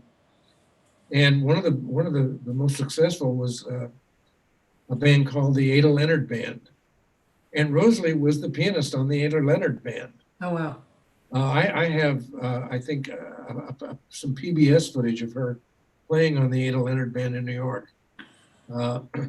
He turned out all of these people, these incredible musicians. Johnny Mahan, you may have known Johnny, probably after your time. Johnny was a very busy saxophonist in LA in the studios for a long time. Carl Vail, who was the baritone horn soloist with the U.S. Navy Band. And he turned out one musician after the other. It was really incredible, the amount of people that he turned out that came out of that program. Another musical father, huh? Yeah, yeah. Ed Workman, who was I think Ed was with Harry James, trumpet player with Harry James. All these guys came out of this little bitty town. It was Larry Alderson, who was the tenor saxophonist with the Strategic Air Command Jazz Band. It just one right after the other. Cathy Nixon, great symphony French hornist. That goes on and on. Oh, wow. Yeah, it's amazing. But like I say, I think probably William Allen White kind of set the pace for everybody. It's really interesting. Yeah. Talking to Lester Merle, the day before yesterday, was really interesting too. He, like you, he's played with a lot of great people and who really affected him in his life. And Harry James, I mean, he just he played with him for 30 years or something, and he was, till he died. And he just had wonderful things to say about him. And I think there were a lot of people in that position, leaders of bands who were, in your terms, like musical fathers and um, really um made significant, um, I know Jack is frozen, but still, I'm still talking. Um, oh, he might have to get back on. Um, anyway, I was saying that we were lucky. There was a lot of bands who had leaders and the bands themselves who were really brilliant. It wasn't just the small group musicians, but it was also just big bands, like the Harry James or Stan Kenton's. Here we go. Hi, Jack. Here we are. I have an Your unstable your connection. technical advisor worked, huh? She was. No, she just said, she just came over and said, let it go. There she I'm is. saying hi as long as I have a chance. Janice Barlow, ladies and gentlemen. Doo-doo-doo. The lady who puts up with me on a daily basis. I was just saying that we were lucky to have leaders of big bands and big bands, who made such a big impression uh, on us. Again, musical fathers or grandfathers or whatever they were. Buddy Morrow, um, I mentioned this College of Emporia where I graduated. That school ran the first collegiate jazz festival in Kansas ever. And they would bring in guest artists, to be at the festival, to play with the college band. And then there was a professional band called the Counts that I played with. And I got to play with both those bands. And when I was in college, they brought Buddy Morrow in to be a guest artist. And after the concert, Buddy came up to me and said, what are you doing over Christmas? I said, I don't know. I'm just working, I guess, and playing and, teaching and hanging out. And he said, would you be interested in playing some gigs with my band? I said, oh, absolutely not. Only part of you. Right. I said, sure. He said, well, I'll send you a plane ticket to Denver. Yeah. So I thought, oh my gosh, here we go. So he sent me this plane ticket to Denver, and I flew out to Denver. And we were playing at some function at a hotel with his big band. And afterwards, he said, a friend of mine named Peanuts Hucko owns a club here in Denver called the Navarra. Said, let's go over. So he grabbed me by the elbow, and we went over to the Navarra Club. And Red Norvo was there, and he had moved there and was playing in the house band with Peanuts. So, and Maury Feld was the drummer there. Maury had moved to Denver to play this gig. So I sat in with the group and had a great time with Peanuts and all these guys. And speaking of Harry James, Peanuts was married to Louise Tobin, who was Harry James' first wife. Oh, huh. Incredible singer. Hmm. Louise Tobin was a marvelous singer. Oh. Sang at the Newport Jazz Festival, incredible singer. And so finished that and went back to school. And Maury Feld apparently had the habit of just kind of disappearing occasionally. So I got a call from Peanuts, Michael, Peanuts Hucko, and he said, can you come out to Denver and play until Maury Feld gets back? And I said, yeah, I'm on my way. So I hopped in my 69 Barracuda, and it was an 8-hour drive to Denver. And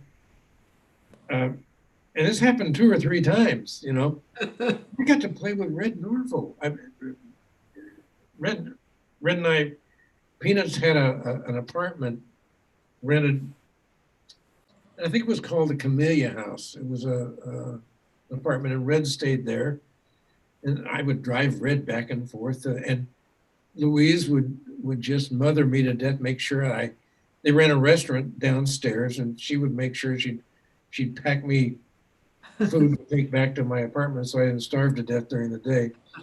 But Buddy Morrow did that, and then when I went on the Miller Band, I went on under Peanuts. In the meantime, he had gone out to L.A. He was living in Sherman Oaks, and he took Pete Fountain's place on the Lawrence Welk Show as the Dixieland clarinet player.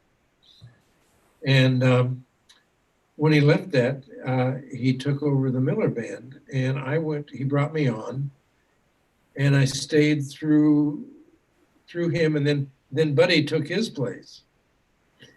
Buddy Morrow took his place. And by that time, I was so road warped, I just needed to stop for a minute. In the military, that band was on the road 9 months out of the year. Falconeers were out all the time.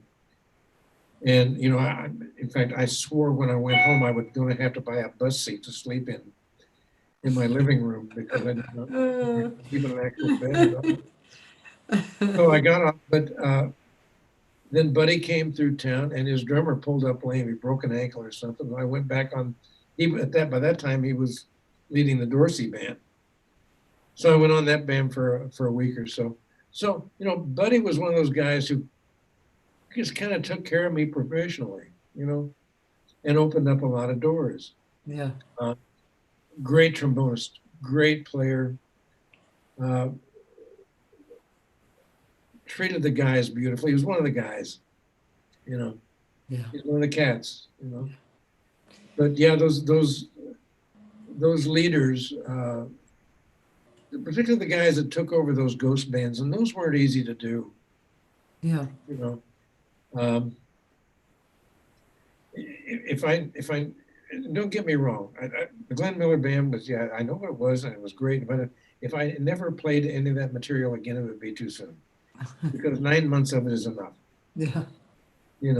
But still, they had this huge effect on the music, and turned out the Basie band. My God, those were institution bands. The Ellington band, guys spent their whole careers on those bands. I mean, that's just amazing that they were able to spend their whole lives on those bands. Yeah, my friend Nolan Shahid, the trumpet player, he was with Count Basie and Duke Ellington, and I think he was with Count Basie when he got an offer to be the musical director for Marvin Gaye. Wow. He went to Basie and he told him, and Basie said, "Young blood, go ahead. If you ever want to come back, your chair's open." And Well, that's the thing. I mean, playing with Clark could tell Count Basie stories and Duke Ellington stories till the cows came home. And these incredible, it's like listening to folklore, behind the scenes, it was really, because I mean, Clark even played in Basie's Kansas City 7 band. Yeah. When things got tough, Basie broke up the band for a while. And Clark played on that band for a while, on the Kansas City 7 things. I was showing my student the other day, Basie and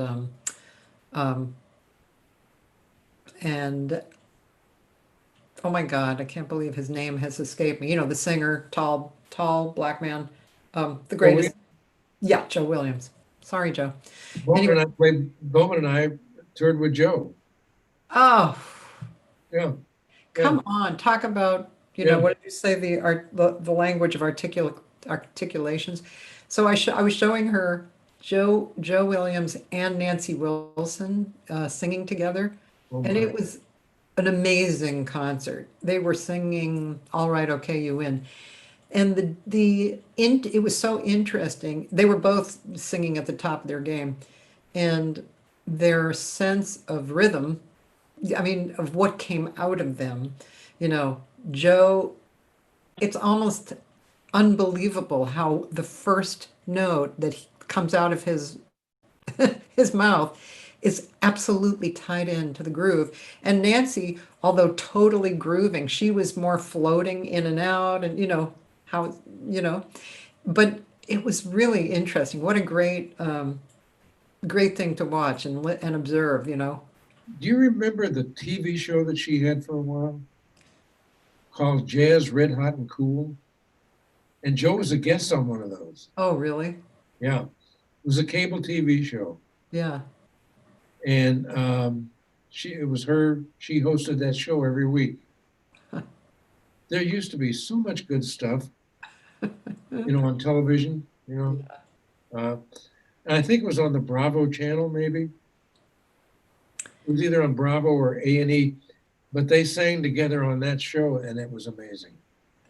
Yeah, really interesting to listen to both of them, Yeah, especially with Basie not in the background, but with Basie, then the band was just, and even yeah, it was what was interesting too, in under both their styles, or I'm just going to put it this way, but underneath the arrangements, how the spaces that they would each use, which were quite different because of their singing style, yeah, the arrangement still, like cream rising to the top. It was like it was just really, really interesting. I want to listen to that again and again. it's always fun, I think, to see, well, particularly two singers, how they interact. Do you remember that Carmen McRae and she did a duo with Betty Carter? Yes. Oh, wow.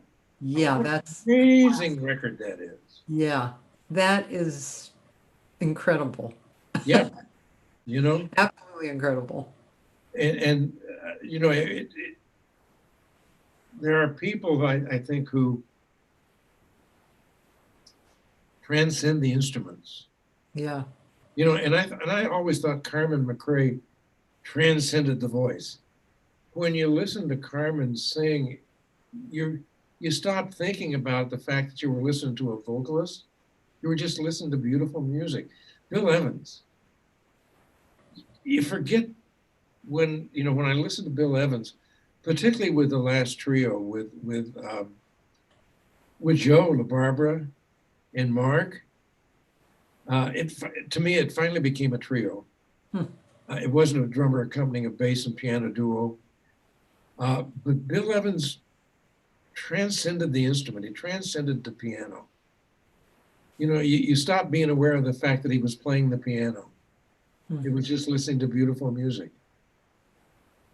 That's genius. So I sometimes use Carmen as an example of phrasing because, I've had hundreds of workshops at my house with hundreds of singers coming through and musicians, but singers leading, and I can honestly say that 96% of them say, do not interrupt the sentence, right? Wow. Carmen did it all the time. Yeah.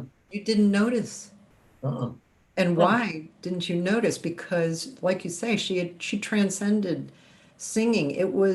She was so attached to the picture and the delivery of the picture, and you were attached with her because she was so committed to that.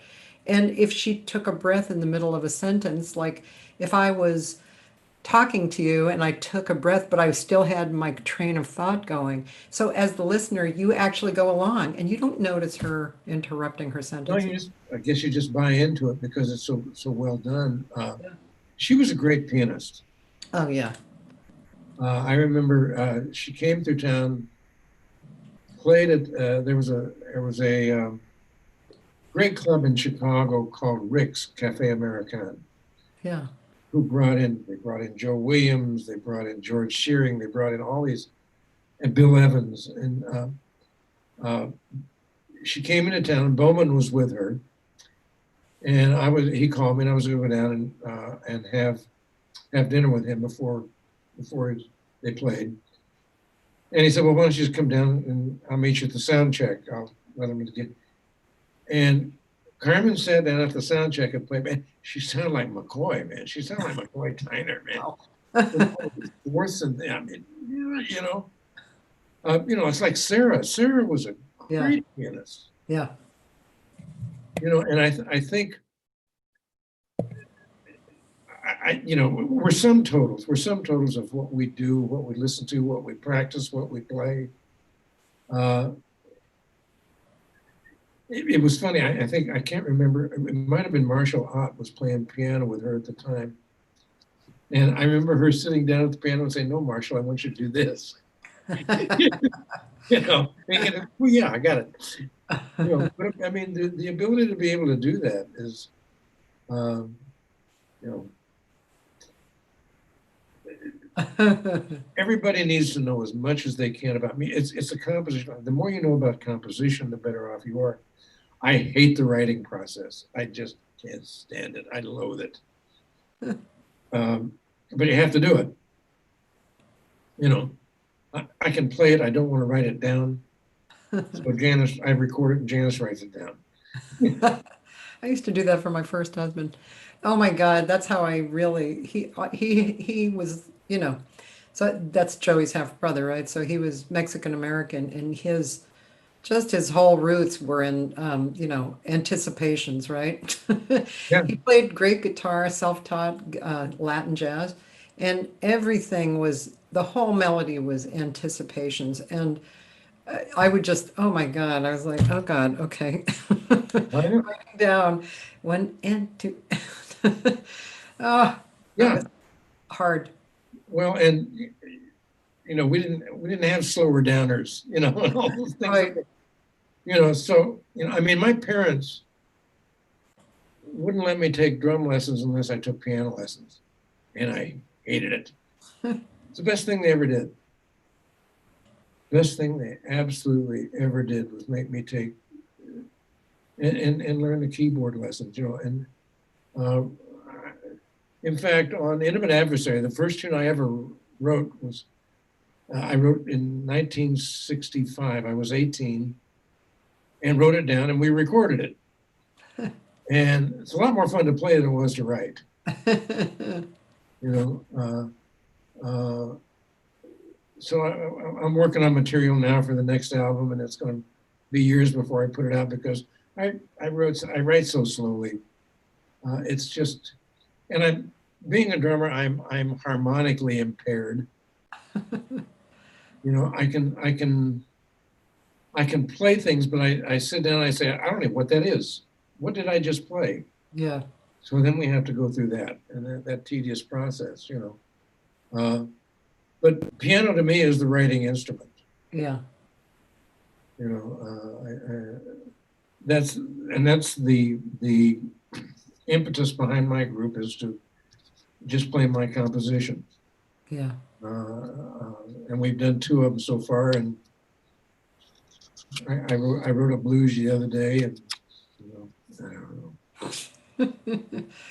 Well, we're going to look forward to hearing it. You know, it's been over 2 hours actually. Wow, And where I did this know, thing go? I feel Where'd like your I could headphones talk go? another hour with you, but probably should go. But well, first, I want to thank you for spending your time. Oh, thanks for having me. Are you kidding? And we need to play. Yeah.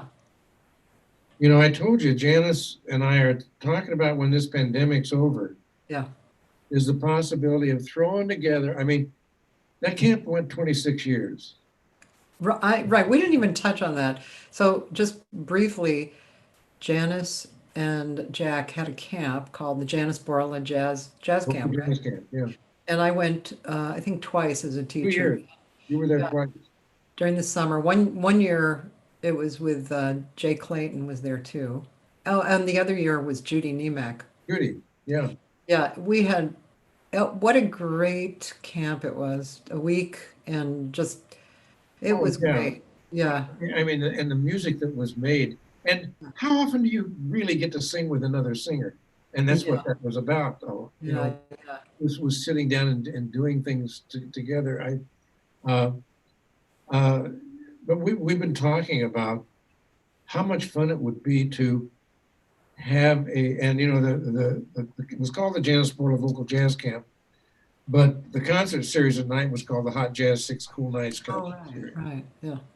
And we thought how much fun it might be to try to put together a Hot Jazz 6 Cool Nights reunion. Oh, yeah. and bring as many of the guest vocalists back. And I mean, it would be, you and Suzanne Pitson and Sheila and Jay and Judy Niemak and Rosanna Vitro and Madeline Eastman. Um, I don't know how many others. Boy, that Uh, would be fun. how much fun would that be? Yeah, totally. Like, Just to what a bring hang, man. everybody together and just sing for a few nights. Yeah, yeah, that would be awesome. Absolutely. All it takes is some money. Yeah. But by the same token, I do think that um, I think it could be the vocal event of the year. Oh, yeah. Uh, you know, Rosanna Eckert, who else? Karen Allison. Wow. Uh, Were who? there any guys? Yeah, who was the guy? Huh? Who? Peter Eldridge. Oh, okay. And just bring everybody back and just put together 3 nights of concerts and see what happens. God, I, that would be I so think much the media would jump all over it. fun. The only problem is who else is going to stay in your house besides me? Everybody, We everybody. could all have beds all over the house. But Yeah, that would be really expensive in booze. yep, yep. That's when I said all it takes is money. That's what I meant. Maybe you need a sponsor, like a booze You know, sponsor. I And don't. by the way, Jake Clayton is here, and she said, "Do it." Wouldn't that be fun? Wouldn't that be fun to have Jay in again? And because Jay did it for a lot of years. Yeah. Jay did the first one. Oh. Jay did the first one, and then she did. I think a couple of them in Canada when we did them in Canada. Oh, that was your first few, right? The first ones were done in Canada Yeah. at the Saskatchewan Summer School of the Arts. Uh-huh. And then we brought it to the States and we did it at Illinois Benedictine for a few years and then moved it over to North Central. Mm-hmm. And then the last year we took it up to Birch Creek up in. Oh, right. And then we just said, 26 years is a long time. Let's put it to bed for a while. But a reunion thing, I think it'd be great fun. I think so too. And just You almost make me want to. You gave me an idea. Ugh, yet another idea. Thanks, Jack. Um, I should do a reunion for my jam session. yeah, That would be really fun because I had the best jam session for years and years. absolutely. And what we're talking about is just a great hang. Yeah. A great musical hang, and it'd be fun to put all those people together again and hang out at the country house.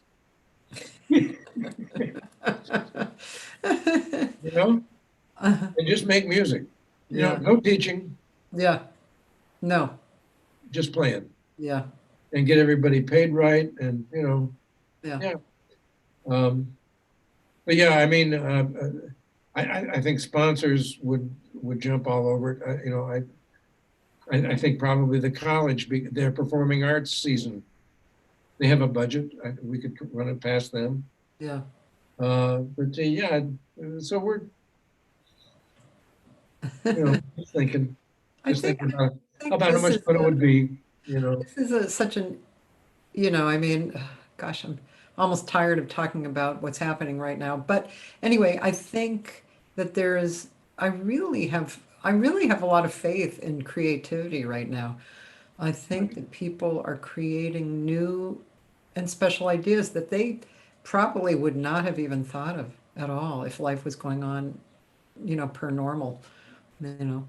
No, but I think when we come out of this, Yeah. we're going to come out a better culture. We're not going to take things for granted. Yeah. Mm-hmm. Where there's going to be more of an appreciation. I think audiences are going to say, "Get me out of the house. I'm tired of watching things on the internet. Yeah. I want to see some live music. I want to smell it. I want to feel it. I want to hear it. I want to be there." I agree with you. So, if there's anything positive that's going to come out of that, hopefully that we'll have a greater sensibility Yeah. of what we need, of who we are and what we need to be, Mm-hmm. Yeah. and a greater appreciation of that kind of thing. Yeah. Yeah. Yeah. Yeah. Thank you, Jack. Well, how fun was this? What a How great fun was hang. this? This was really special. Me too. For us too. Thank you. And I usually, I have my little notes, right? So usually I make circles around things that I want to really remember. So look at all Okay. those circles, man. Oh my gosh. Circle So the wagons.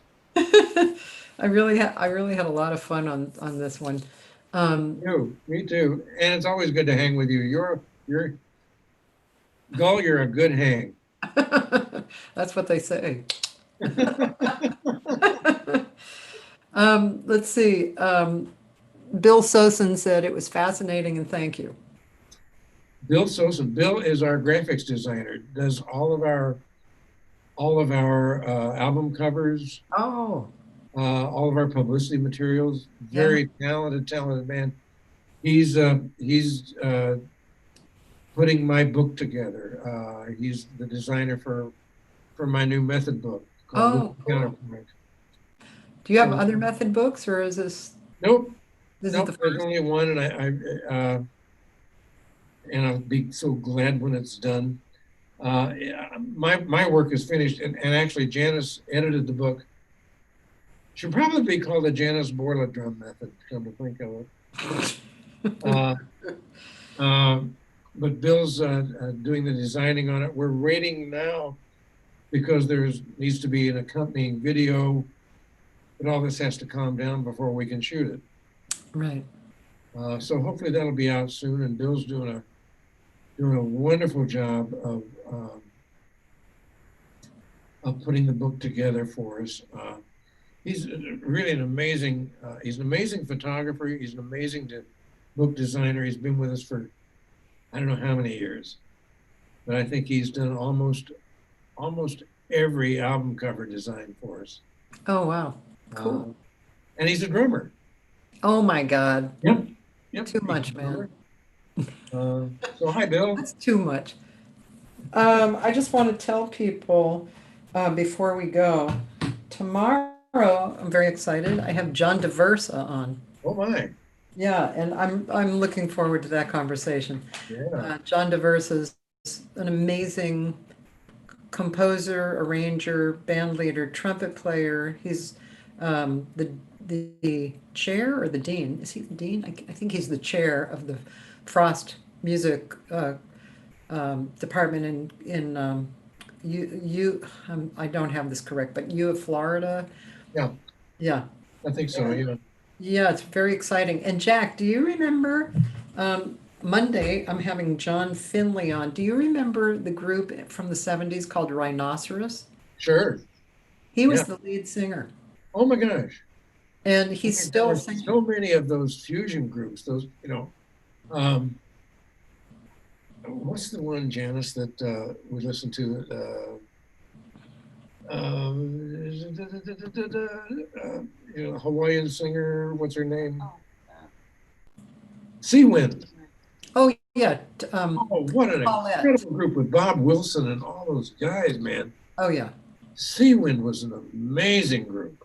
I was in LA. I was working at Dante's as a waitress, and I would go over to the Baked Potato, and they had just recently come to town because Harvey Mason brought them in, and they were playing at the Baked Potato, and they sounded like Weather Report. Oh kind of. yeah. Oh Yeah, no. I remember that really well. And Paulette, she was like, Yeah. 5 feet tall or something with a Yeah. voice that was 20 feet tall. Man. Yeah. I got to tell you,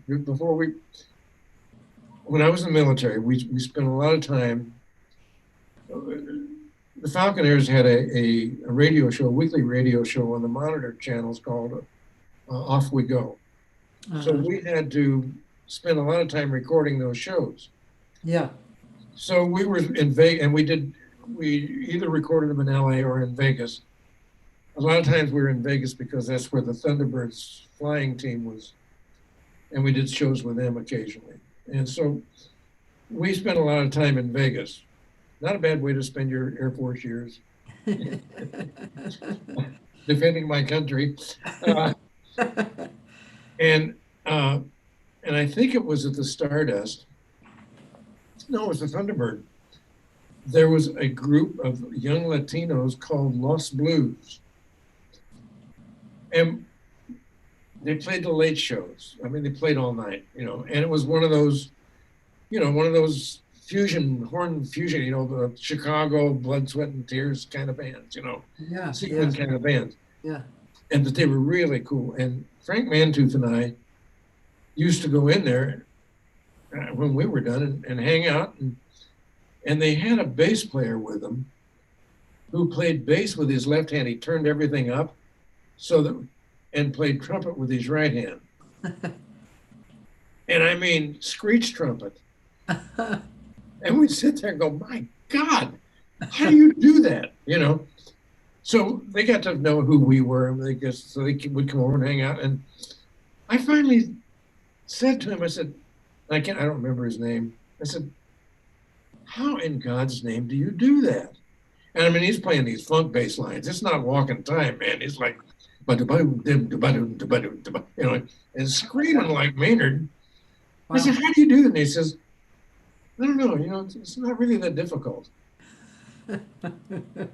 Not for him, and nobody would believe me except Dan Hurley. Years ago, I found out later that Dan had been in there and heard him too. So, but it was a group was called Los Blues. But yeah, those horn bands that were around, Rhinoceros, man, I mean, Jesus. And Rhinoceros, yeah, and John is still a great singer. Last year, he comes here once a year. Last year, I made a gig with him and a man who had been a student of mine occasionally for like scouting, named Sidney Jacobs. And so I combined them and had a band behind them. And I just thought they'd make a really good combination of singers and it was a great show. But anyway, John has just come out with a new record, which is incredible. So he's going to be on Monday. And then Tuesday, Iona Morris, who is the daughter of the man who was on dun, dun, dun, dun, dun, dun, dun, dun, dun. Mission Impossible. So, say what? Mission Impossible. Yeah. Remember the black man who was, Oh, sure. Yeah. huh? Yeah, I don't remember his name, but I certainly I remember. think his name his was character. Morris. And I think that's, yes. Anyway, that was her dad. So she's an actress and she's a director and she's a singer. She probably does more acting and directing now, but that's how I met her. And Judy Rafat, who's a singer from Germany who had a long-term, maybe father relationship with Dizzy Gillespie. Randy Cranshaw, who is his whole career has been studio singing, and he's really amazing. And then Bobby Shue next Saturday. Bobby. And, Bobby and I played some notes together. I'm sure you did. And then Vinny Oh, Golia at the end of the week. He's still living is he in Albuquerque still? Yeah, he is. Wow. That should be a really fun conversation. Oh, absolutely. And what a great musician. Yeah. We did Janice and I used to do an event up in Saskatchewan every year called the Melville Jazz Retreat. And for part of the activities, it was kind of like a mini camp. Uh-huh. And part of the activities during the day, they would have somebody like we're doing. And they brought in Dan Hurley one afternoon, to give a lecture on piano. And then they brought in Bobby, and Bobby and I were just going back and forth. And Bobby said, you and Janice you ought to move to Albuquerque. No, I don't. We just want somebody to hang out with. Yeah, man. We What a know Bobby. Great musician. Yeah. Bobby Shue is one of the absolute.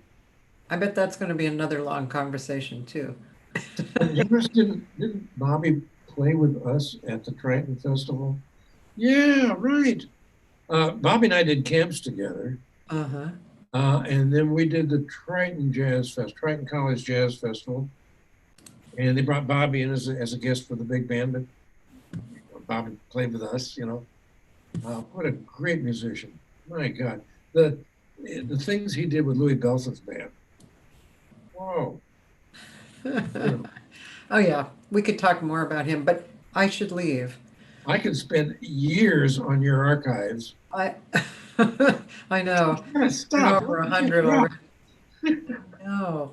And this week, in about a week, I'm coming out with my first single. I've never released a single before. And Oh. so, Are you yeah, self-releasing? sorry, self-releasing, Self-releasing? yeah. But Oh, it's on Spotify, so what tune are you doing? I think I can say now because Oh, started promoting with the name. Inner City Blues make me want to holler. oh my. It's, Wow. it's pretty Oh, cool, you're and having I great. created a video with it, which is pretty cool. Yeah. Who else on it? Okay, so I had this project with two great bands, and we've recorded all the music and some rough vocal tracks. But so this particular band was Carrie Frank, who did the arrangement on piano. He's a B3 player too, and Nick Mancini on vibes, Will Brahm on guitar, Alex Bonham on bass, and Steve Haas on drums, who's one of my Steve favorite. Haas. Yeah, he's, What a great drummer Steve Haas is. oh, I love his playing. Is he in LA now? Yes. Was he in New York for a while? I thought he was. Might have been a long time ago. He's been in LA for a while, but Great player. yeah, he's one of those guys who, I just, as soon as I start singing and he's playing, it's like, whoop, click, you know, He's I an just accompanist. love that. He's an accompanist. Yeah. I think I remember him. Did he do an album with Ravi Coltrane I ages have ago? no idea. I'd have to ask him. And I don't know. I think he did, Huh. or Wow. somebody like that. I've got two or three albums he's on. He's a great player. He's really good. Wow. He's definitely, yeah. Wow. So this is a pretty I can groovy. hardly wait. Yeah, I can't wait. It's going to be fun. And I sent out an email and I'm asking people to go to Spotify, even now, because it hasn't been released yet, but to go to Spotify and start, getting on my Make site a and listen. reservation kind of a thing. Yeah, because Spotify is an interesting platform. They will consider you for one of their uh, populated playlists, which are huge, but only if you have something unreleased, and only if you have some motion. Like I have very few listeners. If I had 1,000 listeners, then they might go, "Oh, okay, that's cool. It's a cool song, and we need like 1,000 listeners, or I don't know how many they need, but they want to, it's like I'll help you if you help me. So they want people to come to Spotify to listen, to stay there and listen. So that's the whole kind of thing behind it. It's an interesting thing. Huh. Yeah, I'm not really that familiar with their process, but Yeah. wow, sounds complicated. It's complicated. It's not particularly user friendly. You really have to do your homework and have a lot of brain cells handy. Wow. That Which leaves me sometimes I don't. Sometimes I'm my brain gone. cells are really like, "Nyeh, I gone." have none to spare. Wow. Well, good luck with that, but I can hardly wait to hear it. Thank you. Oh, how long it's been a while since you've released. Well, not really. No, Let's, wait, no, wait. You did one, no, actually pretty recently, right? yeah, straight ahead to the UK. Right. That was released about a year ago, I guess. Yeah. Yeah. Yeah. And Wow. or actually, I think I released it actually in October, beginning of October. But yeah, anyway, But I've never released a single, so I'm trying out the waters, you know. I was gonna And say, I this, wouldn't even know how. and also this song is so appropriate for right now, you know, so I really felt pulled to release this particular one out of all the songs. Yeah, You never know, somebody may pick it up as a theme song for, you you never know. know, you never know. No, you never know. Wow. Well, good luck with that. All the Thanks best a with lot. that. Thank you. And we all need to, we're all indebted to you for what you're doing with these shows. Oh, thank you. No, really, it's great work. There's very few places you can go to plug into. Your interviews always have an intimacy that I think is very valuable. Uh, yeah, you and I have talked about this before about what you should be doing with this. And I hope you're looking into that. I have contacted that person, and Oh, we good. we haven't totally hooked up Yeah, yet, yeah, but we sent emails. Yeah. yeah, yeah. You know, but no, you're really performing a service for the art form that we all appreciate, Kathy. Yeah, Um, it's very valuable. Thank you. And I can't think of anybody that could do it better than the way you're doing it. So Thank you. just keep doing it. Only kind of slow down because I need to catch up. Can't watch all those archives. I'll try to slow down. I was thinking, you know, it would be nice to have a few more days off rather than just one day, you know, Yeah. because it really does feel different the day off. I just have the day has a different flow. And I was thinking, well, maybe I'll go through August 6 days a week, you know. I don't know. I don't know if I can. I don't know.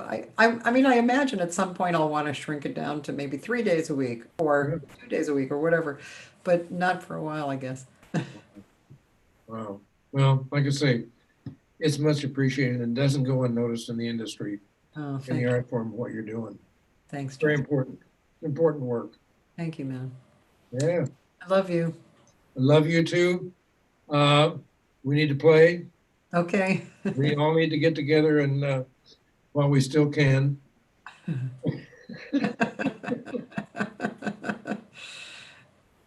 Janice is waving goodbye. Bye, Janice. Love you too. All You right, take ladies care, and my gentlemen, dear, have a and great stay day. healthy and be safe. Thank you. You too. All right. Bye.